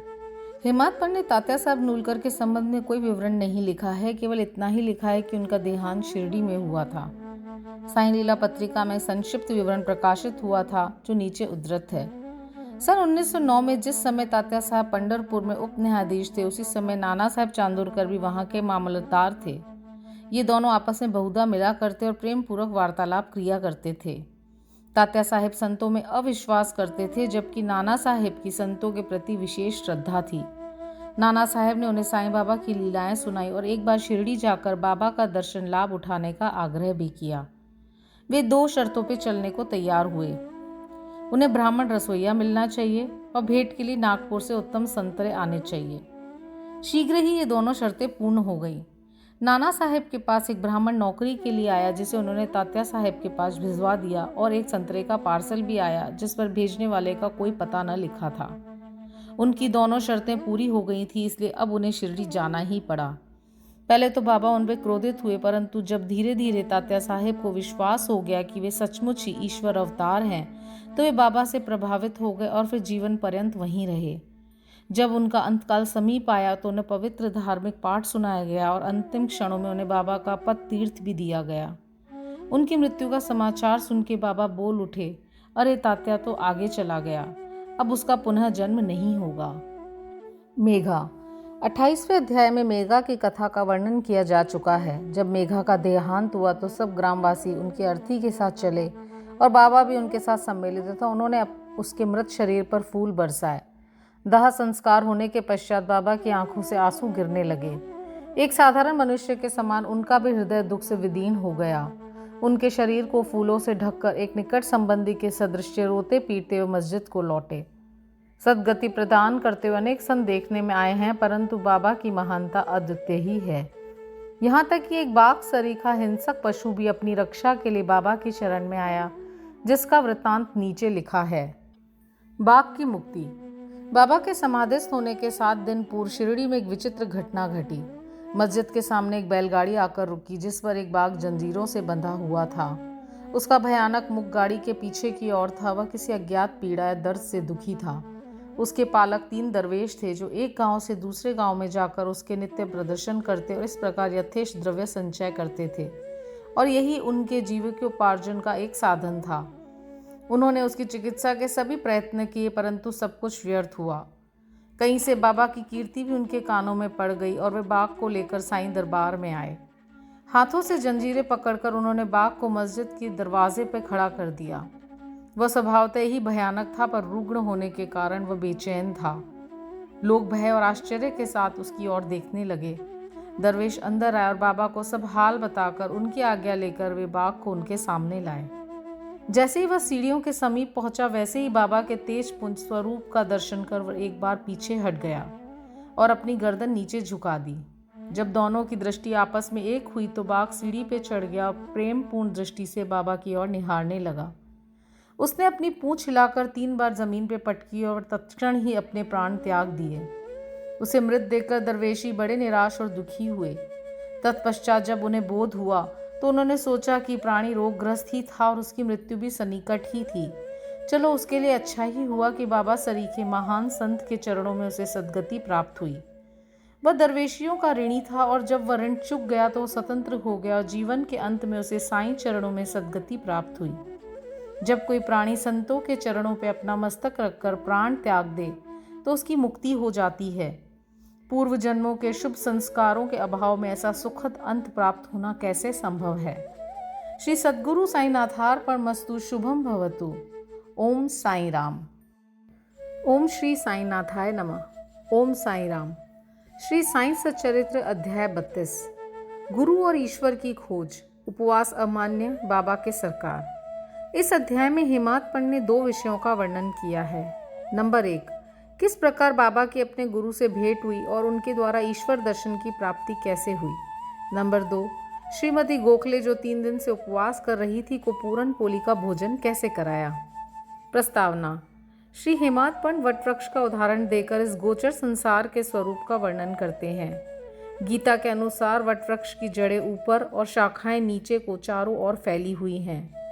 उदर मूल मद शाखम। गीता 15वां अध्याय श्लोक 1। इस वृक्ष के गुण, पोषक और अंकुर इंद्रियों के भोग्य पदार्थ हैं। जड़ें, जिनका कारणीभूत कर्म है, वे सृष्टि के मानवों की ओर फैली हुई है। इस वृक्ष की रचना बड़ी ही विचित्र है। न तो इसके आकार, उद्गम और अंत का ही भान होता है और न ही इसके आधार का।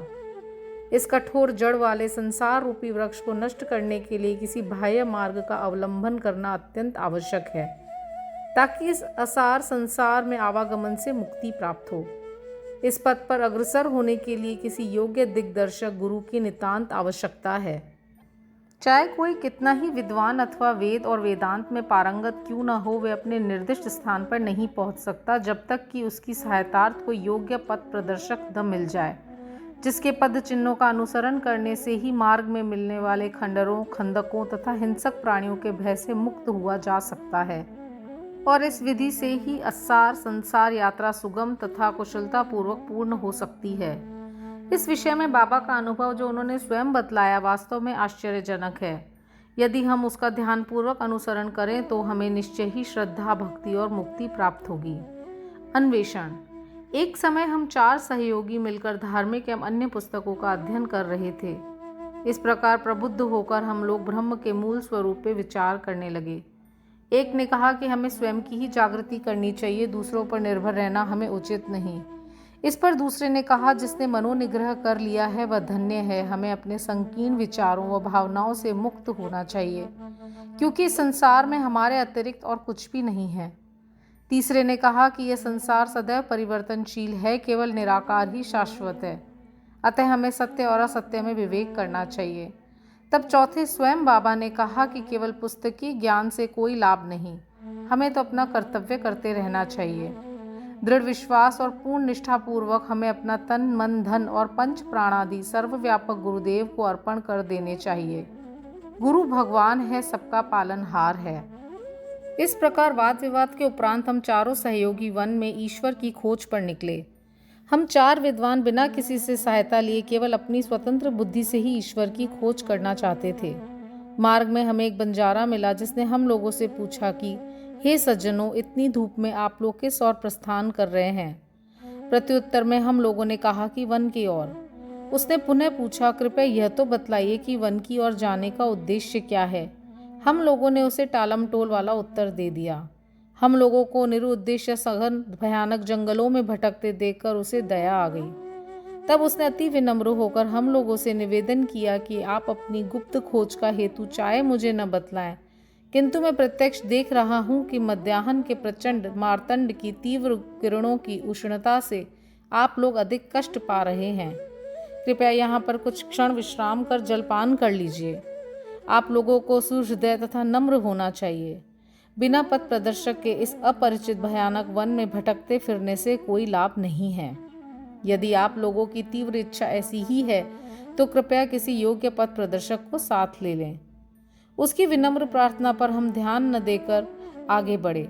हम लोगों ने विचार किया कि हम स्वयं ही अपना लक्ष्य प्राप्त करने में समर्थ हैं, तब फिर हमें किसी के सहारे की आवश्यकता नहीं है। जंगल बहुत विशाल और पथहीन था। वृक्ष इतने ऊंचे और घने थे कि सूर्य की किरणों का भी वहां पहुंच सकना कठिन था। परिणाम यह हुआ कि हम मार्ग भूल गए और बहुत समय तक यहाँ वहां भटकते रहे। भाग्यवश हम लोग उसी स्थान पर पुनः जा पहुंचे जहां से पहले प्रस्थान किया था। तब वही बंजारा हमें पुनः मिला और कहने लगा कि अपने चातुर्य पर विश्वास कर आप लोगों को पथ की विस्मृति हो गई है। प्रत्येक कार्य में चाहे वह बड़ा हो या छोटा, मार्गदर्शक आवश्यक है। ईश्वर प्रेरणा के अभाव में सत्पुरुषों से भेंट होना संभव नहीं। भूखे रहकर कोई कार्य पूर्ण नहीं हो सकता। इसलिए यदि कोई आग्रह पूर्वक भोजन के लिए आमंत्रित करे तो उसे अस्वीकार न करो। भोजन तो भगवान का प्रसाद है, उसे ठुकराना उचित नहीं। यदि कोई भोजन के लिए आग्रह करे तो उसे अपनी सफलता का प्रतीक जानो। इतना कहकर उसने भोजन करने का पुनः अनुरोध किया। फिर भी हम लोगों ने उसके अनुरोध की उपेक्षा कर भोजन करना अस्वीकार कर दिया। उसके सरल और गूढ़ उपदेशों की ओर ध्यान दिए बिना ही मेरे 3 साथियों ने आगे प्रस्थान किया। अब पाठक ये अनुमान करें कि वे लोग कितने अहंकारी थे। मैं क्षुधा और तृषा से अत्यंत व्याकुल था ही। बंजारे के अपूर्व प्रेम ने मुझे आकर्षित कर लिया। यद्यपि हम लोग अपने को अत्यंत विद्वान समझते थे, परंतु दया एवं कृपा किसे कहते हैं उससे सर्वथा अनभिज्ञ ही थे। बंजारा था तो एक शूद्र, अनपढ़ और गंवार, परंतु उसके हृदय में महान दया थी, जिसने बार बार भोजन के लिए आग्रह किया। जो दूसरों पर निस्वार्थ प्रेम करते हैं, सचमुच में वे ही महान हैं।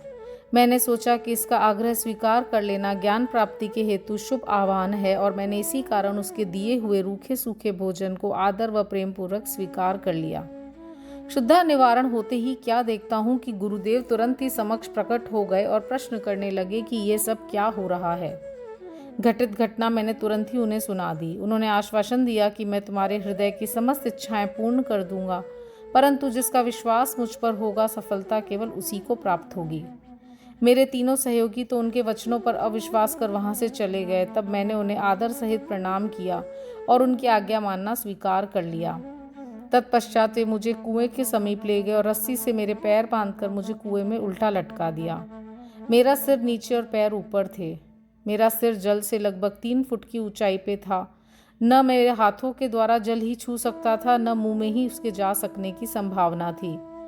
मुझे इस प्रकार उल्टा लटकाकर वे न जाने कहाँ चले गए। लगभग 4-5 घंटों के उपरांत वे लौटे और उन्होंने मुझे शीघ्र ही कुएं से बाहर निकाला। फिर वह मुझसे पूछने लगे कि तुम्हें वहाँ कैसा अनुभव हो रहा था। मैंने कहा कि मेरे परम आनंद का अनुभव कर रहा था। मेरे समान मूर्ख प्राणी भला ऐसे आनंद का वर्णन कैसे कर सकता है। मेरा उत्तर सुनकर मेरे गुरुदेव अत्यंत ही प्रसन्न हुए और उन्होंने मुझे अपने हृदय से लगाकर मेरी सराहना की और मुझे अपने संग ले लिया। एक चिड़िया अपने बच्चों की जितनी सावधानी से लालन पालन करती है, उसी प्रकार उन्होंने मेरा भी पालन किया। उन्होंने मुझे अपनी शाला में स्थान दिया। कितनी सुंदर थी वह शाला। वहाँ मुझे अपने माता पिता की भी विस्मृति हो गई। मेरे समस्त अन्य आकर्षण दूर हो गए और मैंने सरलतापूर्वक बंधनों से मुक्ति पाई। मुझे सदा ऐसा ही लगता था कि उनके हृदय से ही चिपके रहकर उनकी ओर निहारा करूं। यदि उनकी भव्य मूर्ति मेरी दृष्टि में न समाती तो मैं अपने को नेत्रहीन होना ही अधिक श्रेयस्कर समझता। ऐसी प्रिय थी वह शाला कि वहां पहुंचकर कोई भी कभी खाली हाथ नहीं लौटा। मेरी समस्त निधि, घर, संपत्ति, माता पिता या क्या कहूँ, वे ही मेरे सर्वस्व थे। मेरी इंद्रियां अपने कर्मों को छोड़कर मेरे नेत्रों में केंद्रित हो गईं और मेरे नेत्र उन पर। मेरे लिए तो गुरु ऐसे हो चुके थे कि दिन रात मैं उनके ही ध्यान में निमग्न रहता था। मुझे किसी भी बात की सुध न थी। इस प्रकार ध्यान और चिंतन करते हुए मेरा मन और बुद्धि स्थिर हो गए। मैं स्तब्ध हो गया और उन्हें मानसिक प्रणाम करने लगा। अन्य और भी आध्यात्मिक केंद्र हैं जहाँ एक भिन्न ही दृश्य देखने में आता है। साधक वहाँ ज्ञान प्राप्त करने को जाता है तथा द्रव्य और समय का अपव्यय करता है, कठोर परिश्रम भी करता है, परंतु अंत में उसे पश्चाताप ही हाथ लगता है। वहाँ गुरु अपने गुप्त ज्ञान भंडार का अभिमान प्रदर्शित करते हैं और अपने को निष्कलंक बतलाते हैं। वे अपनी पवित्रता और शुद्धता का अभिनय तो करते हैं, परंतु उनके अंतःकरण में दया लेश मात्र भी नहीं होती। वे उपदेश अधिक देते हैं और अपनी कीर्ति का स्वयं ही गुणगान करते हैं, परंतु उनके शब्द हृदय भेदी नहीं होते। इसलिए साधकों को संतोष प्राप्त नहीं होता। जहाँ तक आत्मदर्शन का प्रश्न है, वे उससे कोसों दूर होते हैं। इस प्रकार के केंद्र साधकों को उपयोगी कैसे सिद्ध हो सकते हैं और उनसे किसी उन्नति की आशा कोई कहाँ तक कर सकता है। जिन गुरु के श्री चरणों का मैंने अभी वर्णन किया, वे भिन्न प्रकार के ही थे। केवल उनकी कृपा दृष्टि से मुझे स्वतः ही अनुभूति प्राप्त हो गई तथा मुझे न कोई प्रयास और न ही कोई विशेष अध्ययन करना पड़ा। मुझे किसी भी वस्तु के खोजने की आवश्यकता नहीं पड़ी, वरन प्रत्येक वस्तु मुझे दिन के प्रकाश के समान उज्ज्वल दिखाई देने लगी। केवल मेरे वे गुरु ही जानते हैं कि किस प्रकार उनके द्वारा कुएं में मुझे उल्टा लटकाना मेरे लिए परमानंद का कारण सिद्ध हुआ। उन 4 सहयोगियों में से एक महान कर्मकांडी था। किस प्रकार कर्म करना और उसमें अलिप्त रहना, यह उसे भलीभांति ज्ञात था। दूसरा ज्ञानी था जो सदैव ज्ञान के अहंकार में चूर रहता था। तीसरा ईश्वर भक्त था जो कि अनन्य भाव से भगवान के शरणागत हो चुका था तथा उसे ज्ञात था कि ईश्वर ही करता है। जब वे इस प्रकार विचार विनिमय कर रहे थे, तभी ईश्वर संबंधी प्रश्न उठ पड़ा तथा वे बिना किसी से सहायता प्राप्त किए अपने स्वतंत्र ज्ञान पर निर्भर रहकर ईश्वर की खोज में निकल पड़े। श्री साईं जो विवेक और वैराग्य की प्रत्यक्ष मूर्ति थे, उन चारों लोगों में सम्मिलित थे। यहाँ कोई शंका कर सकता है कि जब साईं स्वयं ही ब्रह्म के अवतार थे, तब वे उन लोगों के साथ क्यों सम्मिलित हुए और क्यों उन्होंने ऐसा आचरण किया। स्वयं अवतार होते हुए भी और यह दृढ़ धारणा कर कि अन्न ही ब्रह्म है, उन्होंने एक शूद्र बंजारे के भोजन को सहर्ष स्वीकार कर लिया तथा बंजारे के भोजन के आग्रह की उपेक्षा करने और बिना गुरु के ज्ञान प्राप्त करने वालों की क्या दशा होती है, इसका उनके समक्ष एक उदाहरण प्रस्तुत किया।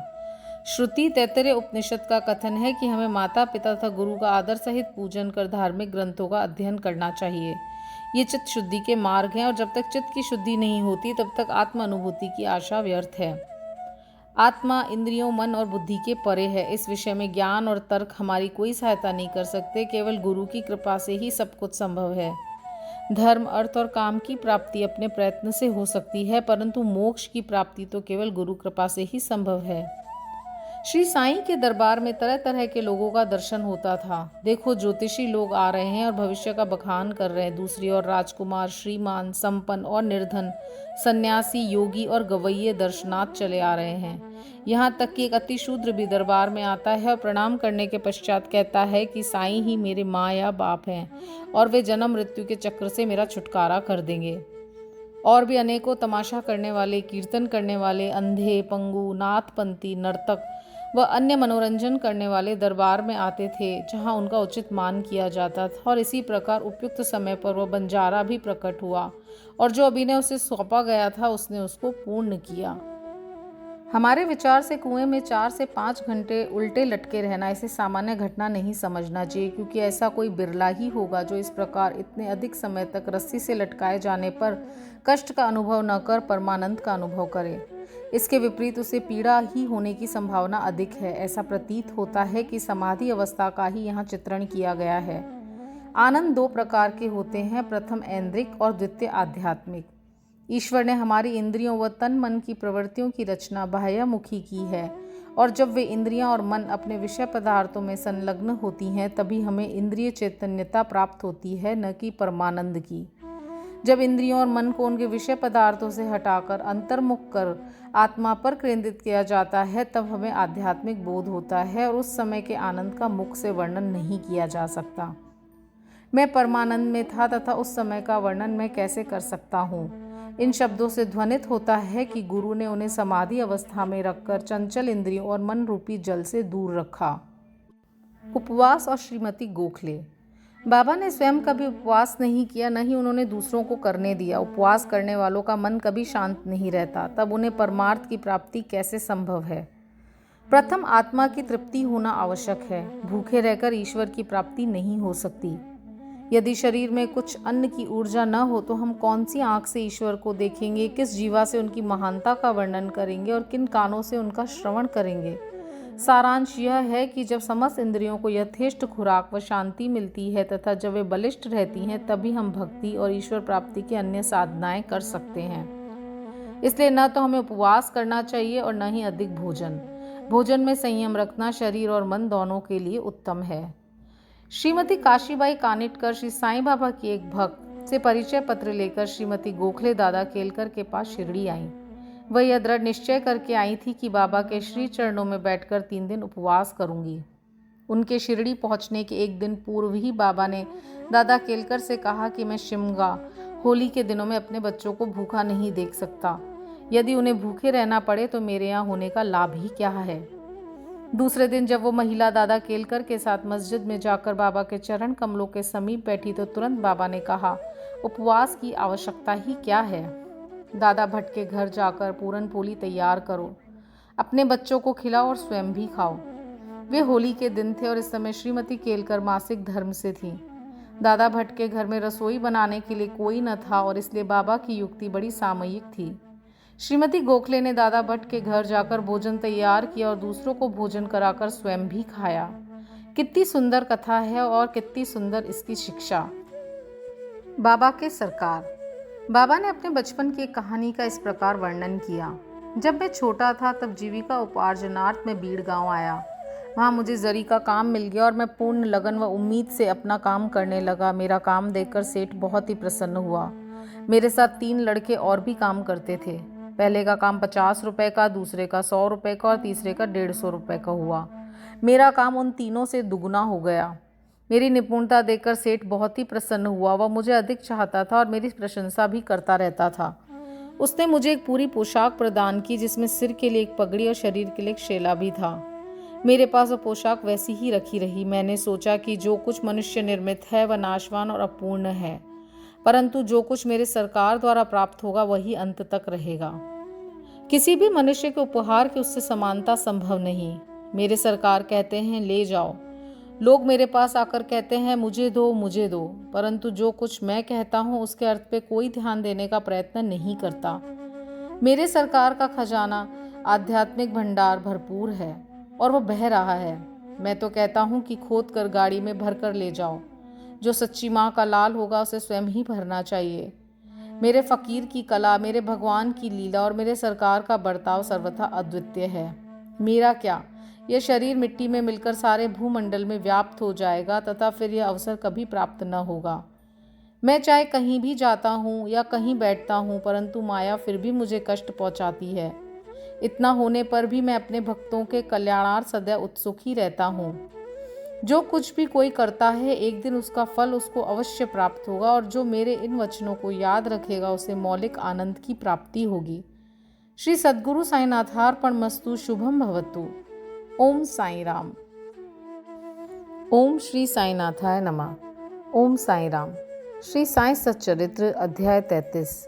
उदी की महिमा, बिच्छू का डंक, प्लेग की गांठ, जामनेर का चमत्कार, नारायण राव, बाला बुआ सुतार, अप्पा साहेब कुलकर्णी, हरिभाव कर्णिक। पूर्व अध्याय में गुरु की महानता का दिग्दर्शन कराया गया है। अब इस अध्याय में उदी के महात्म्य का वर्णन किया जाएगा। प्रस्तावना। आओ पहले हम संतों के चरणों में प्रणाम करें। उनकी कृपा दृष्टि मात्र से ही समस्त पाप समूह भस्म होकर हमारे आचरण के दोष नष्ट हो जाएंगे। उनसे वार्तालाप करना हमारे लिए शिक्षाप्रद और अति आनंददायक है। वे अपने मन में यह मेरा और वह तुम्हारा ऐसा कोई भेद नहीं रखते। इस प्रकार के भेदभाव की कल्पना उनके हृदय में कभी भी उत्पन्न नहीं होती। उनका ऋण इस जन्म में तो क्या अनेक जन्मों में भी न चुकाया जा सकेगा। उदी विभूति। यह सर्वविदित है कि बाबा सबसे दक्षिणा लिया करते थे तथा उस धनराशि में से दान करने के पश्चात जो भी कुछ शेष बचता उससे वे ईंधन मोल लेकर सदैव धूनी प्रज्वलित रखते थे। इसी धूनी की भस्म ही उदी कहलाती है। भक्तों के शिरडी से प्रस्थान करते समय यह भस्म मुक्त हस्त से उन सभी को वितरित कर दी जाती थी। इस उदी से बाबा हमें क्या शिक्षा देते हैं? उदी वितरण कर बाबा हमें शिक्षा देते हैं कि इस अंगारे की नाई गोचर होने वाले ब्रह्मांड का प्रतिबिंब भस्म के ही समान है। हमारा तन भी ईंधन सदृश्य ही है, अर्थात पंचभूतादि से निर्मित है, जो कि सांसारिक भोगादि के उपरांत विनाश को प्राप्त होकर भस्म के रूप में परिणित हो जाएगा। भक्तों को इस बात की स्मृति दिलाने के हेतु ही अंत में यह देह भस्म सदृश्य होने वाला है। बाबा उदी वितरण किया करते थे। बाबा इस उदी के द्वारा एक और भी शिक्षा प्रदान करते हैं कि संसार में ब्रह्मा ही सत्य और जगत मिथ्या है। इस संसार में वस्तुतः कोई किसी का पिता, पुत्र अथवा स्त्री नहीं है। हम जगत में अकेले ही आए हैं और अकेले ही जाएंगे। पूर्व में देखने में आ चुका है और अभी भी अनुभव किया जा रहा है कि इस उदी ने अनेक शारीरिक और मानसिक रोगियों को स्वास्थ्य प्रदान किया है। यथार्थ में बाबा तो भक्तों को दक्षिणा और उदी द्वारा सत्य और असत्य में विवेक तथा असत्य के त्याग का सिद्धांत समझाना चाहते थे। इस उदी से वैराग्य और दक्षिणा से त्याग की शिक्षा मिलती है। इन दोनों के अभाव में इस माया रूपी भवसागर को पार करना कठिन है। इसलिए बाबा दूसरे के भोग स्वयं भोग कर दक्षिणा स्वीकार कर लिया करते थे। जब भक्तगण विदा लेते तब वे प्रसाद के रूप में उदी देकर और कुछ उनके मस्तक पे लगाकर अपना वरद हस्त उनके मस्तक पे रखते थे। जब बाबा प्रसन्नचित्त होते तब वे प्रेम पूर्वक गीत गाया करते थे। ऐसा ही एक भजन उदी के संबंध में भी है। भजन के बोल हैं, रमते राम आओ जी, उदिया की गोनियां लाओ जी। ये बाबा शुद्ध और मधुर स्वर में गाते थे। यह सब तो उदी के आध्यात्मिक प्रभाव के संबंध में हुआ, परंतु उसमें भौतिक प्रभाव भी था, जिससे भक्तों को स्वास्थ्य, समृद्धि, चिंता मुक्ति एवं अनेक सांसारिक लाभ प्राप्त हुए। इसलिए उदी हमें आध्यात्मिक और सांसारिक लाभ पहुंचाती है। अब हम उदी की कथाएं प्रारंभ करते हैं। बिच्छू का डंक। नासिक के श्री नारायण मोतीराम जानी बाबा के परम भक्त थे। वे बाबा के अन्य भक्त रामचंद्र वामन मोडक के अधीन काम करते थे। एक बार वे अपनी माता के साथ शिरडी गए तथा बाबा के दर्शन का लाभ उठाया। तब बाबा ने उनकी माँ से कहा कि अब तुम्हारे पुत्र को नौकरी छोड़कर स्वतंत्र व्यवसाय करना चाहिए। कुछ दिनों में बाबा के वचन सत्य निकले। नारायण जानी ने नौकरी छोड़कर एक उपहार गृह आनंदा आश्रम चलाना प्रारंभ कर दिया, जो अच्छी तरह चलने लगा। एक बार नारायण राव के एक मित्र को बिच्छू ने काट लिया, जिससे उसे असहनीय पीड़ा होने लगी। ऐसे प्रसंगों में उदी तो रामबाण सिद्ध ही है। काटने के स्थान पर केवल उसे लगा ही तो देना है। नारायण ने उदी खोजी, परंतु कहीं न मिल सकी। उन्होंने बाबा के चित्र के समक्ष खड़े होकर उनसे सहायता की प्रार्थना की और उनका नाम लेते हुए उनके चित्र के सम्मुख जलती हुई ऊदबत्ती में से एक चुटकी भस्म बाबा की उदी मानकर बिच्छू के डंक मारने के स्थान पर लेप कर दिया। वहां से हाथ हटाते ही पीड़ा तुरंत मिट गई और दोनों अति प्रसन्न होकर चले गए। प्लेग की गांठ। एक समय एक भक्त बांद्रा में था। उसे वहां पता चला कि उसकी लड़की जो दूसरे स्थान पर है प्लेग ग्रस्त है, उसे गिल्टी निकल आई है। उनके पास उस समय उदी नहीं थी और इसलिए उन्होंने नाना साहब चांदोरकर के पास उदी भेजने के लिए सूचना भेजी। नाना साहेब ठाणे रेलवे स्टेशन के समीप ही रास्ते में थे जब उनके पास ये सूचना पहुंची तो वे अपनी पत्नी सहित कल्याण जा रहे थे। उनके पास भी उस समय उदी नहीं थी, इसलिए उन्होंने सड़क पर से कुछ धूल उठाई और श्री साईं बाबा का ध्यान कर उनसे सहायता की प्रार्थना की तथा उस धूल को अपनी पत्नी के मस्तक पे लगा दिया। वह भक्त खड़े खड़े सब नाटक देख रहा था। जब वह घर लौटा तो उसे जानकर अति हर्ष हुआ कि जिस समय में नाना साहेब ने ठाणे रेलवे स्टेशन के पास से बाबा से सहायता करने की प्रार्थना की, तभी से उनकी लड़की की स्थिति में पर्याप्त सुधार हो चला था, जो गत 3 दिनों से पीड़ित थी।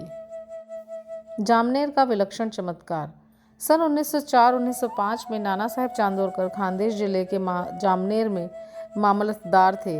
जामनेर शिरडी से लगभग 100 मील से भी अधिक दूरी पर है। उनकी पुत्री मैनाताई गर्भावस्था में थी और प्रसव काल समीप ही था। उसकी स्थिति अति गंभीर थी। 2-3 दिनों से उसे प्रसव वेदना भी हो रही थी। नाना साहेब ने सभी संभव प्रयत्न किए, परंतु वे सब व्यर्थ ही सिद्ध हुए। तब उन्होंने बाबा का ध्यान किया और उनसे सहायता की प्रार्थना की। उस समय शिरडी से एक रामगीर बुआ, जिन्हें बाबा बापूगीर बुआ के नाम से पुकारते थे, अपने घर खानदेश को लौट रहे थे। बाबा ने उन्हें अपने समीप बुलाकर कहा कि तुम घर लौटते समय थोड़ी देर के लिए जामनेर में उतरकर यहूदी और आरती श्री साईं नाना साहेब को दे देना। रामगीर बुआ बोले कि मेरे पास केवल 2 रुपये ही हैं, जो कटनाई से जलगांव तक के किराए को ही पर्याप्त होंगे। फिर ऐसी स्थिति में गांव से और 30 मील आगे जाना मुझे संभव नहीं होगा। बाबा ने उत्तर दिया, चिंता की कोई बात नहीं, तुम्हारी सब व्यवस्था हो जाएगी। तब बाबा ने श्यामा से माधव रडकर द्वारा रचित प्रसिद्ध आरती की प्रतिलिपि कराई और उदी के साथ नाना साहेब के पास भेज दी। बाबा के वचनों पर विश्वास कर रामगीर बुआ ने शिरडी से प्रस्थान कर दिया और 2:45 बजे रात्रि को जलगांव पहुंचे। इस समय उनके पास केवल 2 आने ही शेष थे, जिससे बड़ी दुविधा में थे। इतने में एक आवाज़ उनके कानों में पड़ी कि शिरडी से आए हुए बापूगीर बुआ कौन है। उन्होंने आगे बढ़ के बतलाया कि मैं ही शिरडी से आ रहा हूँ और मेरा ही नाम बापूगीर बुआ है। उस चपरासी ने, जो कि अपने आप को नाना साहेब चांदोरकर द्वारा भेजा हुआ बतला रहा था, उन्हें बाहर लाकर शानदार टांगे में बिठाया, जिसमें 2 सुंदर घोड़े जुते हुए थे। अब वे दोनों रवाना हो गए। तांगा बहुत वेग से चल रहा था। प्रातःकाल वे एक नाले के समीप पहुंचे, जहाँ तांगे वाले ने तांगा रोककर घोड़ों को पानी पिलाया। इसी बीच चपरासी ने रामगीर बुआ से थोड़ा सा नाश्ता करने को कहा।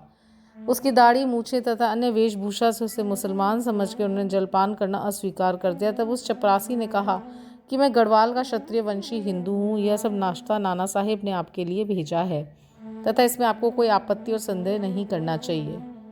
तब वे दोनों जलपान कर पुनः रवाना हुए और सूर्योदय काल में जामनेर पहुंच गए।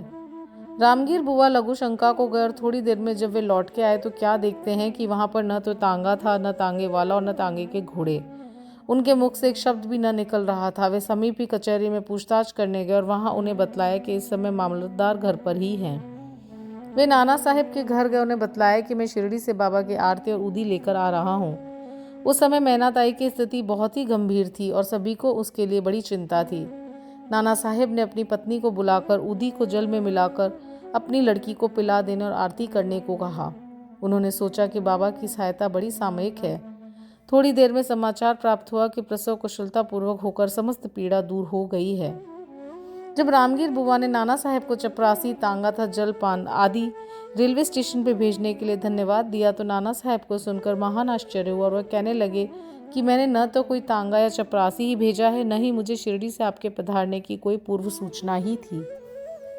ठाणे के सेवानिवृत्त श्री बीवी देव ने नाना साहेब चांदोरकर के पुत्र बापू साहेब चांदोरकर और शिरडी के रामगीर बुआ से संबंध में बड़ी पूछताछ की और फिर संतुष्ट होकर श्री साईं लीला पत्रिका भाग 13 में नंबर 11, 12, 13 में गद्य और पद्य में एक सुंदर रचना प्रकाशित की।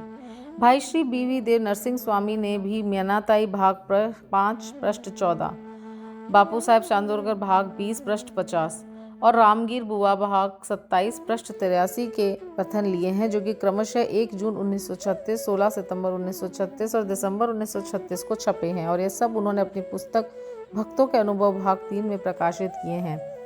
निम्नलिखित प्रसंग रामगीर बुआ ने कथनानुसार उद्धृत किया जाता है। एक दिन मुझे बाबा ने अपने समीप बुलाकर उदी की पुड़िया और एक आरती की प्रतिलिपि देकर आज्ञा दी कि जामनेर जाओ और यह आरती तथा उदी नाना साहब को दे दो। मैंने बाबा को बताया कि मेरे पास केवल 2 रुपये ही हैं, जो कि कोपरगांव से जलगांव जाने और फिर वहां से बैलगाड़ी द्वारा जामनेर जाने के लिए अपर्याप्त हैं। बाबा ने कहा, अल्लाह देगा। शुक्रवार का दिन था। मैं शीघ्र ही रवाना हो गया। मैं मनमाड़ 6:30 बजे सायंकाल और जलगांव रात्रि 2:45 पर पहुंचा। उस समय प्लेग निवारक आदेश जारी थे, जिससे मुझे असुविधा हुई और मैं सोच रहा था कि कैसे जामनेर पहुंचूं। रात्रि को 3 बजे एक चपरासी आया जो पैर में बूट पहने था, सिर पर पगड़ी बांधे और अन्य पोशाक भी पहने था। उसने मुझे टांगे में बिठा लिया और टांगा चल पड़ा। मैं उस समय भयभीत सा हो रहा था। मार्ग में भंगूर के समीप मैंने जलपान किया। जब प्रातःकाल जामनेर पहुंचा तब उसी समय मुझे लघु शंका करने की इच्छा हुई। जब मैं लौटकर आया तब देखा कि वहां कुछ नहीं था। टांगा और टांगे वाला अदृश्य है। नारायण राव। भक्त नारायण राव को बाबा के दर्शनों का 3 बार सौभाग्य प्राप्त हुआ। सन 1918 में बाबा के महासमाधि लेने के 3 वर्ष पश्चात वे शिरडी जाना चाहते थे, परंतु किसी कारणवश उनका जाना न हो सका। बाबा के समाधिस्थ होने के 1 वर्ष के भीतर ही वे रुग्ण हो गए। किसी भी उपचार से उन्हें लाभ न हुआ। तब उन्होंने 8 प्रहर बाबा का ध्यान करना प्रारंभ कर दिया। एक रात को उन्हें स्वप्न हुआ कि बाबा एक गुफा में से आते हुए दिखलाई पड़े और सांत्वना देकर कहने लगे कि घबराओ नहीं, तुम्हें कल से आराम हो जाएगा और 1 सप्ताह में ही चलने फिरने लगोगे। ठीक उतने ही समय में नारायण राव स्वस्थ हो गए। अब ये प्रश्न विचारणीय है कि क्या बाबा देहधारी होने से जीवित कहलाते थे और क्या उन्होंने देह त्याग दी इसलिए मृत हो गए? नहीं, बाबा अमर हैं, क्योंकि वे जीवन और मृत्यु से परे हैं। एक बार भी अनन्य भाव से जो उनकी शरण में जाता है, वह कहीं भी हो उसे वे सहायता पहुंचाते हैं। वे तो सदा हमारे बाजू में ही खड़े हैं और चाहे जैसा रूप लेकर भक्त के समक्ष प्रकट होकर उसकी इच्छा पूर्ण कर देते हैं। अप्पा साहेब कुलकर्णी। सन 1917 में अप्पा साहेब कुलकर्णी के शुभ दिन आए। उनका ठाणे को स्थानांतरण हो गया। उन्होंने बाला साहेब भाटे द्वारा प्राप्त बाबा के चित्र का पूजन करना प्रारंभ किया। उन्होंने सच्चे हृदय से पूजा की। वे हर दिन फल, फूल, चंदन और नैवेद्य बाबा को अर्पित करते और उनके दर्शनों की बड़ी अभिलाषा रखते थे। इस संबंध में इतना तो कहा जा सकता है कि उत्सुकता पूर्वक बाबा के चित्र को देखना ही बाबा के प्रत्यक्ष दर्शन के सदृश हैं। नीचे लिखी कथा से बात स्पष्ट हो जाती है। बाला बुआ सुतार। बंबई में एक बाला बुआ नाम के एक संत थे जो कि अपनी भक्ति, भजन और आचरण के कारण आधुनिक तुकाराम के नाम से विख्यात थे। सन 1917 में वे शिरडी आए। जब उन्होंने बाबा को प्रणाम किया तो बाबा कहने लगे कि मैं तो इन्हें 4 वर्षों से जानता हूँ। बाला बुआ को आश्चर्य हुआ और उन्हें सोचा कि मैं तो प्रथम बार ही शिरडी आया हूँ, फिर ये कैसे संभव हो सकता है। गहन चिंतन करने पर उन्हें स्मरण हुआ कि 4 वर्ष पूर्व उन्होंने बंबई में बाबा के चित्र को नमस्कार किया था। उन्हें बाबा के शब्दों की यथार्थता का बोध हो गया और मन ही मन कहने लगे कि संत कितने सर्वव्यापक और सर्वज्ञानी होते हैं तथा अपने भक्तों के प्रति उनके हृदय में कितनी दया होती है। मैंने तो केवल उनके चित्र को ही नमस्कार किया था, तो भी वह घटना उनको ज्ञात हो गई। इसलिए उन्होंने मुझे इस बात का अनुभव करवाया कि उनके चित्र को देखना ही उनके दर्शन करने के सदृश है। अप्पा साहेब कुलकर्णी। अब हम अप्पा साहेब की कथा पर आते हैं। जब वे ठाणे में थे तो उन्हें भिवंडी दौरे पे जाना पड़ा, जहां से उन्हें 1 सप्ताह में लौटना संभव न था और उनकी अनुपस्थिति में तीसरे दिन उनके घर पर निम्नलिखित विचित्र घटना हुई। दोपहर के समय अप्पा साहेब के घर पे एक फकीर आया जिसकी आकृति बाबा के चित्र से मिलती जुलती थी। श्रीमती कुलकर्णी तथा उनके बच्चों ने उनसे पूछा कि आप शिरडी के साईं बाबा तो नहीं? इस पर उन्होंने उत्तर दिया कि वे साईं बाबा के आज्ञाकारी सेवक हैं और उनकी आज्ञा से आप लोगों की कुशल क्षेम पूछने यहाँ आए हैं। फकीर ने दक्षिणा मांगी तो श्रीमती कुलकर्णी ने उन्हें 1 रुपया दिया। तब फकीर ने उन्हें उदी की पुड़िया देते हुए कहा कि इसे अपने पूजन में चित्र के साथ रखो। इतना कहकर वे वहां से चला गया और अब बाबा की अद्भुत लीला सुनिए। भिवंडी में अप्पा साहेब का घोड़ा बीमार हो गया, जिससे वे दौरे पर आगे न जा सके। तभी उसी शाम को वे घर लौट आए। घर आने पर उन्हें पत्नी के द्वारा फकीर के आगमन का समाचार प्राप्त हुआ। उन्हें मन में थोड़ी अशांति सी हुई कि मैं फकीर के दर्शनों से वंचित रह गया और पत्नी द्वारा केवल 1 रुपया दक्षिणा देना उन्हें अच्छा न लगा। वे कहने लगे कि यदि मैं उपस्थित होता तो 100 रुपये से कम कभी न देता। तब वे फिर भूखे ही फकीर की खोज में निकल पड़े। उन्होंने मस्जिद एवं अन्य कई स्थानों पर खोज की, परंतु उनकी खोज व्यर्थ ही सिद्ध हुई। पाठक अध्याय 32 में कहे गए बाबा के वचनों का स्मरण करें कि भूखे पेट ईश्वर की खोज नहीं करनी चाहिए। अप्पा साहेब को शिक्षा मिल गई। वे भोजन के उपरांत जब अपने मित्र श्री चित्रे के साथ घूमने को निकले तब थोड़ी ही दूर जाने पर उन्हें सामने से एक फकीर द्रुत गति से आता हुआ दिखलाई पड़ा। अप्पा साहेब ने सोचा कि यह तो वही फकीर प्रतीत होता है जो मेरे घर आया था और उसकी आकृति भी बाबा के चित्र के अनुरूप ही है। फकीर ने तुरंत ही हाथ बढ़ाकर दक्षिणा मांगी। अप्पा साहेब ने उन्हें 1 रुपया दे दिया। तब वो और मांगने लगा। अब अप्पा साहेब ने 2 रुपये दिए, तब भी उसे संतोष न हुआ। उन्होंने अपने मित्र चित्रे से 3 रुपये उधार लेकर दिए, फिर भी वो मांगता ही रहा। तब अप्पा साहेब ने उन्हें घर चलने को कहा। सब लोग घर पर आए। अप्पा साहेब ने उन्हें 3 रुपये और दिए, अर्थात कुल 9 रुपये। फिर भी वह असंतुष्ट प्रतीत होता था और मांगे ही जा रहा था। तब अप्पा साहेब ने कहा कि मेरे पास 10 रुपए का नोट है। तब फकीर ने नोट ले लिया और 9 रुपए लौटाकर चला गया। अप्पा साहेब ने 10 रुपए देने को कहा था, इसलिए उनसे 10 रुपए ले लिए और बाबा द्वारा स्पर्शित 9 रुपए उन्हें वापस मिल गए। अंक 9 अर्थपूर्ण है तथा नव विद्या भक्ति की ओर इंगित करते हैं। देखो अध्याय 21। यहाँ ध्यान दें कि लक्ष्मीबाई को भी उन्होंने अंत समय में 9 रुपए ही दिए थे। उदी की पुड़िया खोलने पर अप्पा साहब ने देखा कि उसमें फूल के पत्ते और अक्षत हैं। जब वे कालांतर में शिरडी गए तो उन्हें बाबा ने अपना एक केश भी दिया। उन्होंने उदी और केश को एक ताबीज़ में रखा और उसे वे सदैव अपने हाथ पे बांधते थे। अब अप्पा साहब को उदी की शक्ति विदित हो चुकी थी। वे कुशाग्र बुद्धि के थे। प्रथम उन्हें 40 रुपये मासिक मिलते थे, परंतु बाबा की उदी और चित्र प्राप्त होने के पश्चात उनका वेतन कई गुना हो गया तथा उन्हें मान और यश भी मिला। इन अस्थायी आकर्षणों के अतिरिक्त उनकी आध्यात्मिक प्रगति भी शीघ्रता से होने लगी। इसलिए सौभाग्यवश जिनके पास उदी है उन्हें स्नान करने के पश्चात मस्तक पे धारण करना चाहिए और कुछ जल में मिलाकर तीर्थ की तरह ग्रहण करना चाहिए। हरिभाव कर्णिक। सन 1917 में गुरु पूर्णिमा के शुभ दिन ढाणू जिला ठाणे के हरिभाव कर्णिक शिरडी आए और उन्होंने बाबा का यथावती पूजन किया। उन्होंने वस्तुएं दक्षिणा आदि भेंट कर श्यामा के द्वारा बाबा से लौटने की आज्ञा प्राप्त की। वे मस्जिद की सीढ़ियों से उतरे ही थे कि उन्हें विचार आया कि बाबा को 1 और रुपया अर्पण करना चाहिए। वे श्यामा को संकेत से सूचना देना चाहते थे कि बाबा से आज्ञा प्राप्त हो चुकी है और इसलिए वापस लौटना नहीं चाहता हूँ, परंतु श्यामा का ध्यान उनकी ओर नहीं गया, इसलिए वे घर को चल पड़े। मार्ग में वे नासिक में श्री कालाराम के मंदिर में दर्शन को गए। संत नरसिंह महाराज जो कि मंदिर के मुख्य द्वार के भीतर बैठा करते थे, भक्तों को वहीं छोड़ हरिभाव के पास आ गए और उनका हाथ पकड़ के कहने लगे, मुझे मेरा रुपया दे दो। करने को बड़ा आश्चर्य हुआ और उन्होंने सहर्ष रुपया दे दिया। उन्हें विचार आया कि मैंने बाबा को रुपया देने का मन में संकल्प किया था और बाबा ने रुपया नासिक के नरसिंह महाराज के द्वारा ले लिया। इस कथा से सिद्ध होता है कि सब संत अभिन्न हैं तथा वे किसी न किसी रूप में एक साथ ही कार्य किया करते हैं। श्री सद्गुरु साईनाथार्पणमस्तु। शुभम भवतु। ओम साई राम। ओम श्री साईनाथाय नमः। ओम साई राम। श्री साई सच्चरित्र अध्याय 34। उदी की महिमा भाग 2। डॉक्टर का भतीजा, डॉक्टर पिल्ले, श्यामा की भाभी, ईरानी कन्या, हरदा के महानुभव, बंबई की महिला की प्रसव पीड़ा। इस अध्याय में भी उदी की ही महत्ता क्रमबद्ध है तथा उन घटनाओं का भी उल्लेख किया है जिनमें उसका उपयोग बहुत ही प्रभावकारी सिद्ध हुआ। डॉक्टर का भतीजा। नासिक जिले के मालेगांव में एक डॉक्टर रहते थे। उनका भतीजा एक असाध्य रोग, एक प्रकार का तपेदिक से पीड़ित था। उन्होंने तथा उनके सभी डॉक्टर मित्रों ने समस्त उपचार किए, यहाँ तक कि उसकी शल्य चिकित्सा भी कराई। फिर भी बालक को कोई भी लाभ न हुआ। उसके कष्टों का पारावार न था। मित्र और संबंधियों ने बालक के माता पिता को दैविक उपचार करने का परामर्श देकर श्री साईं बाबा की शरण में जाने को कहा, जो अपने दृष्टि मात्र से असाध्य रोग साध्य करने के लिए प्रसिद्ध हैं। अतः माता पिता बालक को लेकर शिरडी आए। उन्होंने बाबा को साष्टांग प्रणाम कर श्री चरणों में बालक को डाल दिया और बड़ी नम्रता तथा आदरपूर्वक विनती की कि प्रभु हम लोगों पर दया करो। आपका संकट मोचन नाम सुन के ही हम लोग यहाँ आए हैं। दया कर इस बालक की रक्षा कीजिए प्रभु, हमें तो केवल आपका ही भरोसा है। प्रार्थना सुन के बाबा को दया आ गई और उन्होंने सांत्वना देकर कहा कि जो इस मस्जिद की सीढ़ी चढ़ता है उसे जीवन पर्यंत कोई दुख नहीं होता। चिंता न करो, ये उदी ले उस रोग ग्रसित स्थान पे लगाओ। ईश्वर पर विश्वास रखो, वह सप्ताह के अंत में पूर्ण स्वस्थ हो जाएगा।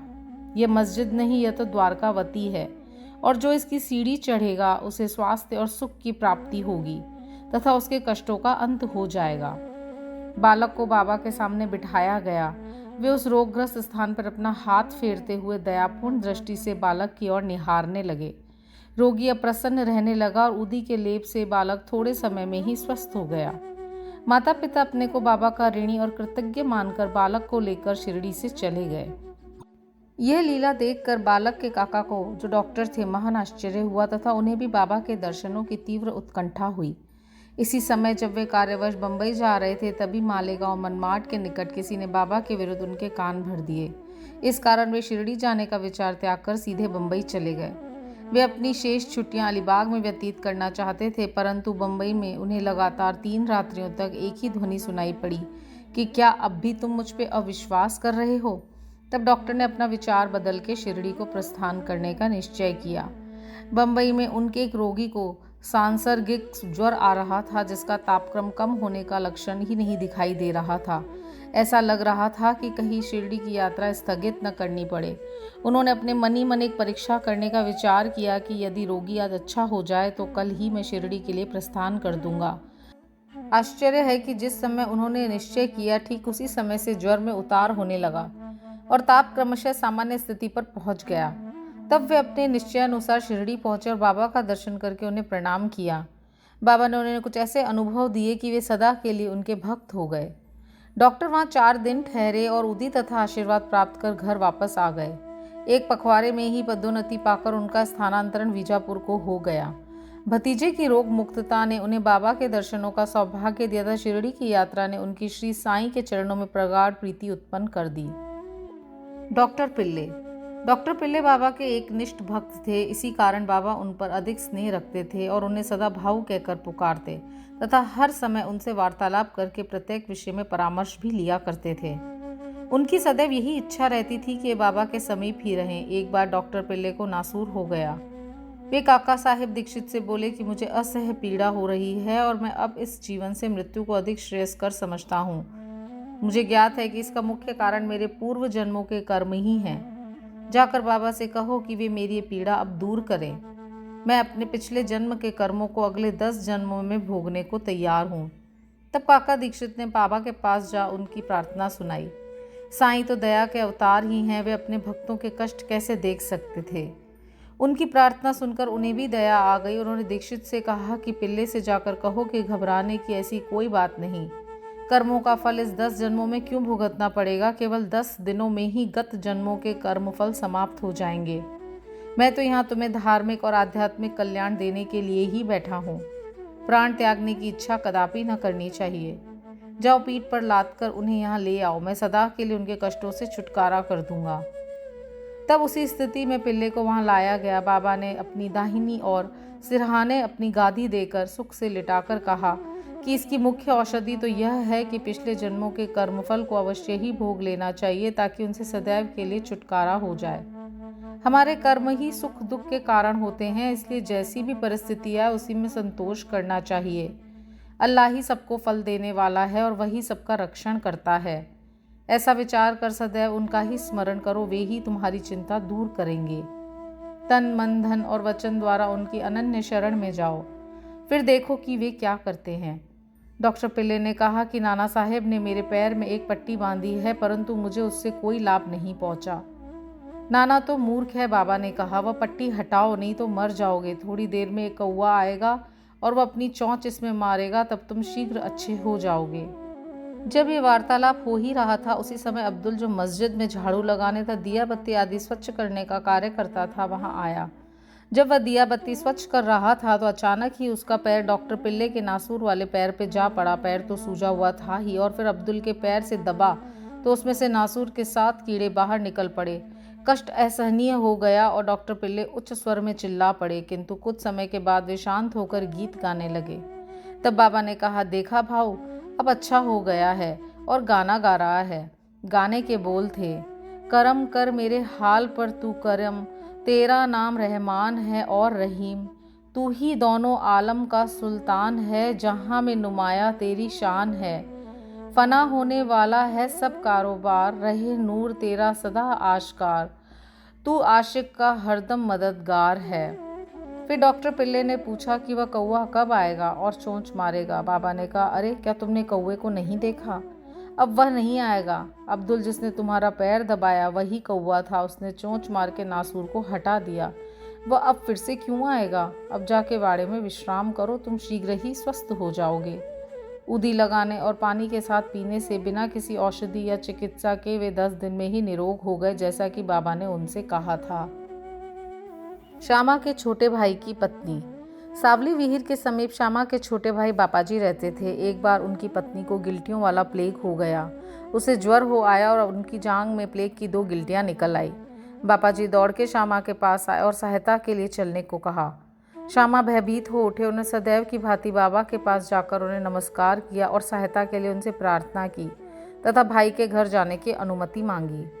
बाबा ने कहा, इतनी रात्रि व्यतीत हो चुकी है, अब इस समय तुम कहाँ जाओगे? केवल उदी ही भेज दो।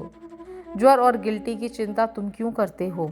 भगवान तो अपने पिता और स्वामी हैं, वह शीघ्र ही स्वस्थ हो जाएगी। अभी मत जाओ, प्रातःकाल जाना और शीघ्र ही लौट आना। श्यामा को तो मृत संजीवनी ऊदी पर पूर्ण विश्वास था। उसे ले जाकर उसके भाई ने थोड़ी सी ऊदी गिल्टी और माथे पे लगाई और कुछ जल में घोलकर रोगी को पिला दी। जैसे ही उसका सेवन किया गया वैसे ही पसीना प्रवाहित होने लगा, ज्वर मंद पड़ गया और रोगी प्रगाढ़ निद्रा में निमग्न हो गया। दूसरे दिन बापा जी ने अपनी पत्नी को स्वस्थ देखकर बड़ा आश्चर्य किया कि न तो ज्वर है और न ही गिल्टी का कोई चिन्ह ही। दूसरे दिन जब श्यामा बाबा की आज्ञा प्राप्त कर वहाँ पहुँचे तो अपने भाई की स्त्री को चाय बनाते देखकर उन्हें महान आश्चर्य हुआ।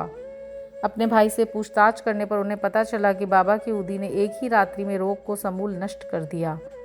तब श्यामा को बाबा के शब्दों का मर्म समझ आया कि प्रातःकाल जाओ और शीघ्र लौट आओ।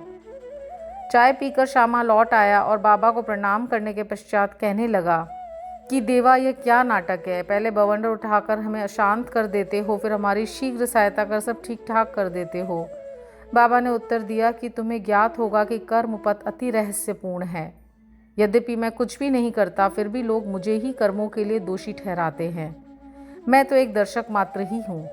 केवल ईश्वर ही एक सत्ताधारी और प्रेरणा देने वाले हैं, वे ही परम दयालु हैं। मैं न तो ईश्वर हूँ और न मालिक, केवल उनका एक आज्ञाकारी सेवक ही हूँ और सदैव उनका स्मरण किया करता हूँ। जो निरअभिमान होकर अपने को कृतज्ञ समझकर उन पर पूर्ण विश्वास करेगा, उनके समस्त कष्ट दूर हो जाएंगे और उसे मुक्ति की प्राप्ति होगी। ईरानी कन्या। अब एक ईरानी भद्र पुरुष का अनुभव सुनिए। उनकी छोटी कन्या घंटे घंटे पर मूर्छित हो जाया करती थी। उसके दांत कस जाते थे, उसके हाथ पैर ऐंठ जाते और वह बेहोश होकर भूमि पर गिर पड़ती थी। जब नाना प्रकार के उपचारों से भी उसे कोई लाभ न हुआ, तब कुछ लोगों ने उस ईरानी से बाबा की उदी की बहुत प्रशंसा की और कहा कि वह विले पार्ले बम्बई में काका साहेब दीक्षित के पास से प्राप्त हो सकती है। तब ईरानी महाशय ने वहां से उदी लाकर जल में घोल कर अपनी बेटी को पिलाई। प्रारंभ में जो दौरे 1 घंटे के अंतर से आया करते थे, बाद में वे 7 घंटे के अंतर से आए और कुछ दिनों के पश्चात तो वो पूर्ण स्वस्थ हो गई। हरदा के महानुभाव। हरदा के एक महानुभाव पथरी रोग से ग्रस्त थे। यह पथरी केवल शल्य चिकित्सा द्वारा ही निकाली जा सकती थी। लोगों ने भी उन्हें ऐसा ही करने का परामर्श दिया। वे बहुत ही वृद्ध तथा दुर्बल थे और अपनी दुर्बलता देखकर उन्हें शल्य चिकित्सा कराने का साहस न हो रहा था। इस हालत में उनकी व्याधि को और इलाज ही क्या था। इस समय नगर के इनामदार भी वहां आए हुए थे, जो बाबा के परम भक्त थे और उनके पास उदी भी थी। कुछ मित्रों के परामर्श देने पर उनके पुत्र ने उनसे कुछ उदी प्राप्त कर अपने वृद्ध पिता को जल में मिलाकर पीने को दी। केवल 5 मिनट में ही उदी पेट में जाते ही पथरी मूत्रेंद्रिय के द्वार से बाहर निकल गई और वह वृद्ध शीघ्र ही स्वस्थ हो गया। बंबई की महिला की प्रसव पीड़ा। बंबई की कायस्थ प्रभुजाति की एक महिला को प्रसव काल में असहनीय वेदना हुआ करती थी। जब वह गर्भवती हो जाती तो बहुत घबराती और किन कर्तव्य मूढ़ हो जाया करती थी। इसके उपचारणार्थ संत श्री राम मारुति ने उसके पति को सुझाव दिया कि यदि इस पीड़ा से मुक्ति चाहते हो तो अपनी पत्नी को शिरडी ले जाओ। पुनः जब उसकी स्त्री गर्भवती हुई तो वे दोनों पति पत्नी शिरडी और वहाँ कुछ मास ठहरे। वे बाबा की नित्य सेवा करने लगे। उन्हें बाबा के सत्संग का भी बहुत लाभ हुआ। कुछ दिनों के पश्चात जब प्रसव काल समीप आया तो सदैव की भांति गर्भाशय के द्वार में रुकावट के साथ अधिक वेदना होने लगी। उसकी समझ में ही नहीं आता था कि अब क्या करना चाहिए। थोड़ी ही देर में एक पड़ोसन आई और उसने मन ही मन बाबा से सहायता की प्रार्थना कर जल में उदी मिला उसे पीने को दी। तब केवल 5 मिनट में ही बिना किसी कष्ट के प्रसव हो गया। बालक तो अपने भाग्य अनुसार ही उत्पन्न हुआ, परंतु उसकी माँ की पीड़ा और कष्ट सदा के लिए दूर हो गए। वे अपने आप को बाबा का बड़ा कृतज्ञ समझने लगे और जीवन पर्यंत उनके आभारी बने रहे। श्री सद्गुरु साईनाथार्पणमस्तु। शुभम भवतु। ओम साई राम। ओम श्री साईनाथाय नमः। ओम साई राम। श्री साई सचरित्र अध्याय 35। काका महाजनी के मित्र और सेठ। निर्बीज मुनक्के। बांद्रा के गृहस्थ की अनिद्रा। बालाजी पाटिल नेवासकर। बाबा का सर्प के रूप में प्रकट होना। इस अध्याय में भी उदी का महात्म्य ही वर्णित है। इसमें ऐसी 2 घटनाओं का उल्लेख है कि परीक्षा करने पर देखा गया कि बाबा ने दक्षिणा अस्वीकार कर दी। पहले इन घटनाओं का वर्णन किया जाएगा। आध्यात्मिक विषयों में सांप्रदायिक प्रवृत्ति उन्नति के मार्ग में एक बड़ा रोड़ा है। निराकारवादियों से कहते सुना होगा कि ईश्वर की सगुण उपासना केवल एक भ्रम ही है और संतगण भी अपने सदृश ही सामान्य पुरुष हैं। इस कारण उनकी चरण वंदना कर उन्हें दक्षिणा क्यों देनी चाहिए? अन्य पंथों के अनुयायियों का भी ऐसा ही मत है कि अपने सद्गुरु के अतिरिक्त अन्य संतों को नमन तथा उनकी भक्ति न करनी चाहिए। इसी प्रकार की अनेक आलोचनाएं साईं बाबा के संबंध में पहले सुनने में आया करती थी तथा अभी भी आ रही हैं। किसी का कथन था कि जब हम शिरडी गए तो बाबा ने हमसे दक्षिणा मांगी। क्या इस भांति दक्षिणा ऐंठना एक संत के लिए शोभनीय था? जब वे इस प्रकार आचरण करते हैं तो फिर उनका साधु धर्म कहाँ गया? परंतु ऐसी भी कई घटनाएं अनुभव में आई हैं कि जिन लोगों ने शिरडी जाकर अविश्वास से बाबा के दर्शन किए, उन्होंने ही सर्वप्रथम बाबा को प्रणाम कर प्रार्थना भी की। ऐसे ही कुछ उदाहरण नीचे दिए जाते हैं। काका महाजनी के मित्र। काका महाजनी के मित्र निराकारवादी तथा मूर्ति पूजा के सर्वथा विरुद्ध थे। कौतूहलवश वे काका महाजनी के साथ 2 शर्तों पर शिरडी चलने को सहमत हो गए। नंबर 1, बाबा को नमस्कार न करेंगे, और नंबर 2, न ही उन्हें कोई दक्षिणा देंगे। जब काका ने स्वीकारात्मक उत्तर दे दिया तब फिर शनिवार की रात्रि को उन दोनों ने बंबई से प्रस्थान कर दिया और दूसरे ही दिन प्रातःकाल शिरडी पहुंच गए। जैसे ही उन्होंने मस्जिद में पैर रखा उसी समय बाबा ने उनके मित्र की ओर थोड़ी देर देखकर उनसे कहा, अरे आइए श्रीमान, पधारिए, आपका स्वागत है। इन शब्दों का स्वर कुछ विचित्र था और उनका स्वर प्राय उन मित्र के पिता के बिल्कुल अनुरूप ही था। तब उन्हें अपने कैलाशवासी पिता की स्मृति हो आई और वे आनंद विभोर हो गए। क्या मोहिनी थी उस स्वर में! आश्चर्ययुक्त स्वर में उनके मित्र के मुख से निकल पड़ा, निसंदेह स्वर मेरे पिताजी का ही है। तब वे शीघ्र दौड़कर गए, अपनी सब प्रतिज्ञाएं भूलकर उन्होंने बाबा के श्री चरणों पर अपना मस्तक रख दिया। बाबा ने काका से तो दोपहर में तथा विदा लेते समय 2 बार दक्षिणा मांगी, परंतु मित्र से एक शब्द भी न कहा। उनके मित्र ने फुसफुसाते हुए कहा कि भाई देखो, बाबा ने तुमसे तो 2 बार दक्षिणा मांगी, परंतु मैं भी तो तुम्हारे साथ हूँ, फिर वे मेरी इस प्रकार उपेक्षा क्यों करते हैं? काका ने उत्तर दिया, बेहतर तो यह होगा कि तुम स्वयं ही बाबा से पूछ लो। बाबा ने पूछा कि क्या कानाफूसी हो रही है? तब उनके मित्र ने कहा कि क्या मैं भी आपको दक्षिणा दूं? बाबा ने कहा कि तुम्हारी अनिच्छा देखकर मैंने तुमसे दक्षिणा नहीं मांगी, परंतु यदि तुम्हारी इच्छा ऐसी ही है तो तुम दक्षिणा दे सकते हो। तब उन्होंने 17 रुपये भेंट किए जितने काका ने दिए थे। तब बाबा ने उन्हें उपदेश दिया कि अपने बीच जो तेली की दीवार भेदभाव है उसे नष्ट कर दो, जिससे हम परस्पर देखकर अपने मिलन का पथ सुगम बना सकें। बाबा ने उन्हें लौटने की अनुमति देते हुए कहा कि तुम्हारी यात्रा सफल रहेगी। यद्यपि आकाश में बादल छाए हुए थे और वायु वेग से चल रही थी, तो भी दोनों सकुशल बंबई पहुंच गए। घर पहुंचकर जब उन्होंने द्वार तथा खिड़कियां खोली तो वहां 2 मृत चिड़िया पड़ी देखी। एक तीसरी उनके सामने ही फुर करके खिड़की से उड़ गई। उन्हें विचार आया कि यदि मैंने खिड़की खुली छोड़ी होती तो इन जीवों के प्राण अवश्य बच गए होते, परंतु फिर उन्हें विचार आया कि यह उनके भाग्यानुसार ही हुआ और बाबा ने तीसरे की प्राण रक्षा के हेतु हमें शीघ्र ही वहां से वापस भेज दिया। काका महाजनी के सेठ। बंबई में ठक्कर धर्मसी जेठाभाई सॉलिसिटर कानूनी सलाहकार की एक फर्म थी। काका इस फर्म के व्यवस्थापक थे। सेठ और व्यवस्थापक के संबंध परस्पर अच्छे थे। श्रीमान ठक्कर को ज्ञात था कि काका बहुधा शिरडी जाया करते हैं और वहां कुछ दिन ठहरकर बाबा की अनुमति से ही वापस लौटते हैं। कौतूहलवश बाबा की परीक्षा करने के विचार से उन्होंने भी होलिका उत्सव के अवसर पर काका के साथ ही शिरडी जाने का निश्चय किया। काका का शिरडी से लौटना सदैव अनिश्चित सा ही रहता था, इसलिए अपने साथ एक मित्र को लेकर वे तीनों रवाना हो गए। मार्ग में काका ने बाबा को अर्पित करने हेतु 2 सेर मुनक्के मोल लिए। ठीक समय पर शिरडी पहुंचकर वे उनके दर्शनार्थ मस्जिद में गए। बाबा साहब तरखट भी तब वहीं पर थे। श्री ठक्कर ने उनसे आने का हेतु पूछा। तरखट ने उत्तर दिया कि मैं तो दर्शन के लिए आया हूँ, मुझे चमत्कारों से कोई प्रयोजन नहीं, यहाँ तो भक्तों की हार्दिक इच्छाओं की पूर्ति होती है। काका ने बाबा को नमस्कार कर उन्हें मुनक्के अर्पित किए। तब बाबा ने उन्हें वितरित करने की आज्ञा दे दी। श्रीमान ठक्कर को भी कुछ मुनक्के मिले। एक तो उन्हें मुनक्के रुचिकर न लगते थे, दूसरे इस प्रकार अस्वच्छ खाने की डॉक्टर ने मनाही करी थी, इसलिए वे निश्चय न कर सके और न चाहते हुए भी उन्हें ग्रहण करना पड़ा और फिर दिखावे मात्र के लिए ही उन्होंने मुंह में डाल दिया। अब समझ में न आता था कि उनके बीजों का क्या करें। मस्जिद की फर्श पे तो थूका नहीं जा सकता था, इसलिए उन्होंने वे बीज अपनी इच्छा के विरुद्ध अपने खीसे में डाल दिए और सोचने लगे कि जब बाबा संत हैं तो यह बात उन्हें कैसे विदित रह सकती है कि मुझे बीज वाले मुनक्के नापसंद हैं। फिर क्या वे मुझे इसके लिए लाचार कर सकते हैं? जैसे ये विचार उनके मन में आया, बाबा ने उन्हें कुछ और मुनक्के दिए, पर उन्होंने खाया नहीं और अपने हाथ में ले लिया। तब बाबा ने उन्हें खा लेने को कहा। उन्होंने आज्ञा का पालन किया और चबाने पे देखा कि वे सब निर्बीज हैं। वे चमत्कार की इच्छा रखते थे, इसलिए उन्हें देखने को मिल गया। उन्होंने सोचा कि बाबा समस्त विचारों को तुरंत जान लेते हैं और मेरी इच्छा अनुसार ही उन्होंने उन्हें बीज रहित बना दिया है। क्या अद्भुत शक्ति है उनमें। फिर शंका निवारणार्थ उन्होंने तरकट से जो समीप ही बैठे थे और जिन्हें भी थोड़े मुनक्के मिले थे पूछा कि किस किस्म के मुनक्के तुम्हें मिले हैं। उत्तर मिला, अच्छे बीज वाले। श्रीमान ठक्कर को तब और भी आश्चर्य हुआ। अतः उन्होंने अपने अंकुरित विश्वास को दृढ़ करने के लिए मन में निश्चय किया कि यदि बाबा वास्तव में संत हैं तो अब सर्वप्रथम मुनक्के काका को दिए जाने चाहिए।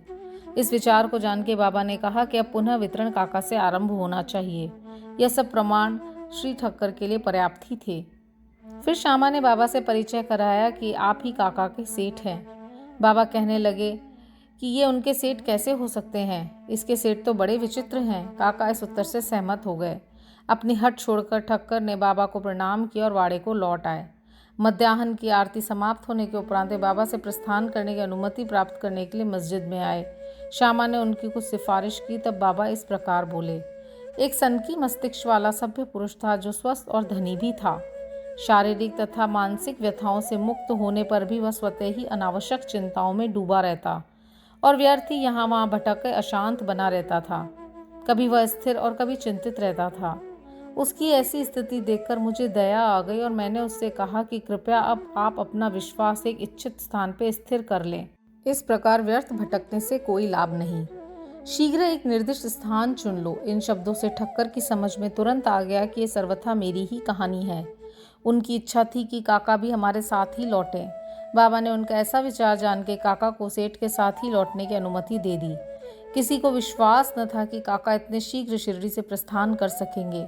इस प्रकार ठक्कर को बाबा की विचार जानने की कला का एक और प्रमाण मिल गया। तब बाबा ने काका से 15 रुपये दक्षिणा मांगी और कहने लगे कि यदि मैं किसी से 1 रुपया दक्षिणा लेता हूँ तो उसे 10 गुना लौटाया करता हूँ। मैं किसी की कोई वस्तु बिना मूल्य नहीं लेता और न तो प्रत्येक से मांगता हूँ। जिसकी और फकीर मेरे गुरु इंगित करते हैं उसी से मैं मांगता हूँ और जो गत जन्म का ऋणी होता है उसकी ही दक्षिणा स्वीकार होती है। दानी देता है और भविष्य में सुंदर उपज का बीजारोपण करता है। धन का उपयोग धनोपार्जन के ही निमित्त होना चाहिए। यदि धन व्यक्तिगत आवश्यकताओं में व्यय किया गया तो यह उसका दुरुपयोग है। यदि तुमने पूर्व जन्मों में दान नहीं दिया है तो इस जन्म में पाने की आशा कैसे कर सकते हो। इसलिए यदि प्राप्ति की आशा रखते हो तो अभी दान करो।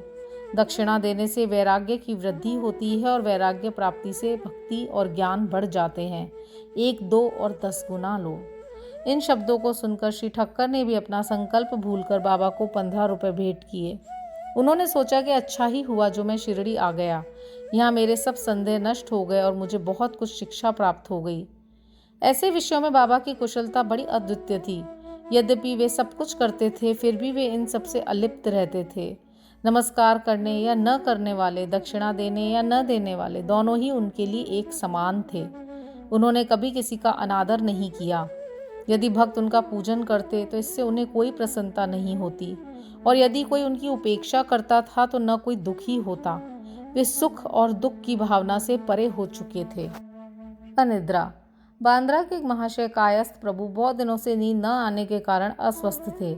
जैसे ही वे सोने लगते उनके स्वर्गवासी पिता स्वप्न में आकर उन्हें बुरी तरह गालियां देते दिखाई देने लगते थे। इससे निद्रा भंग हो जाती और वे रात्रि भर अशांति महसूस करते थे। हर रात्रि को ऐसे ही होता था जिससे वे कर्तव्य विमूढ़ हो गए। एक दिन बाबा के एक भक्त से उन्होंने इस विषय में परामर्श किया।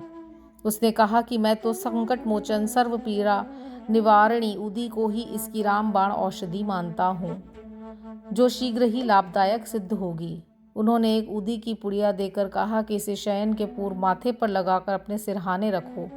फिर तो उन्हें निर्विघ्न प्रगाढ़ निद्रा आने लगी। यह देखकर उन्हें महान आश्चर्य और आनंद हुआ। यह क्रम चालू रखकर वे अब साईं बाबा का ध्यान करने लगे। बाजार से उनका एक चित्र लाकर उन्होंने अपने सिरहाने के पास लगाकर उनका नित्य पूजन करना प्रारंभ कर दिया।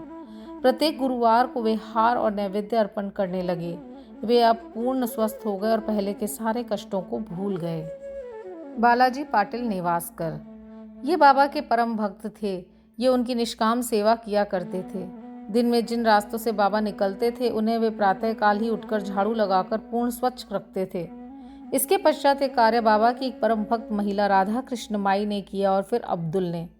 बालाजी जब अपनी फसल काट कर लाते तो वे सब अनाज उन्हें भेंट कर दिया करते थे। उसमें से जो कुछ बाबा उन्हें लौटा देते उसी से वे अपने कुटुंब का भरण पोषण किया करते थे।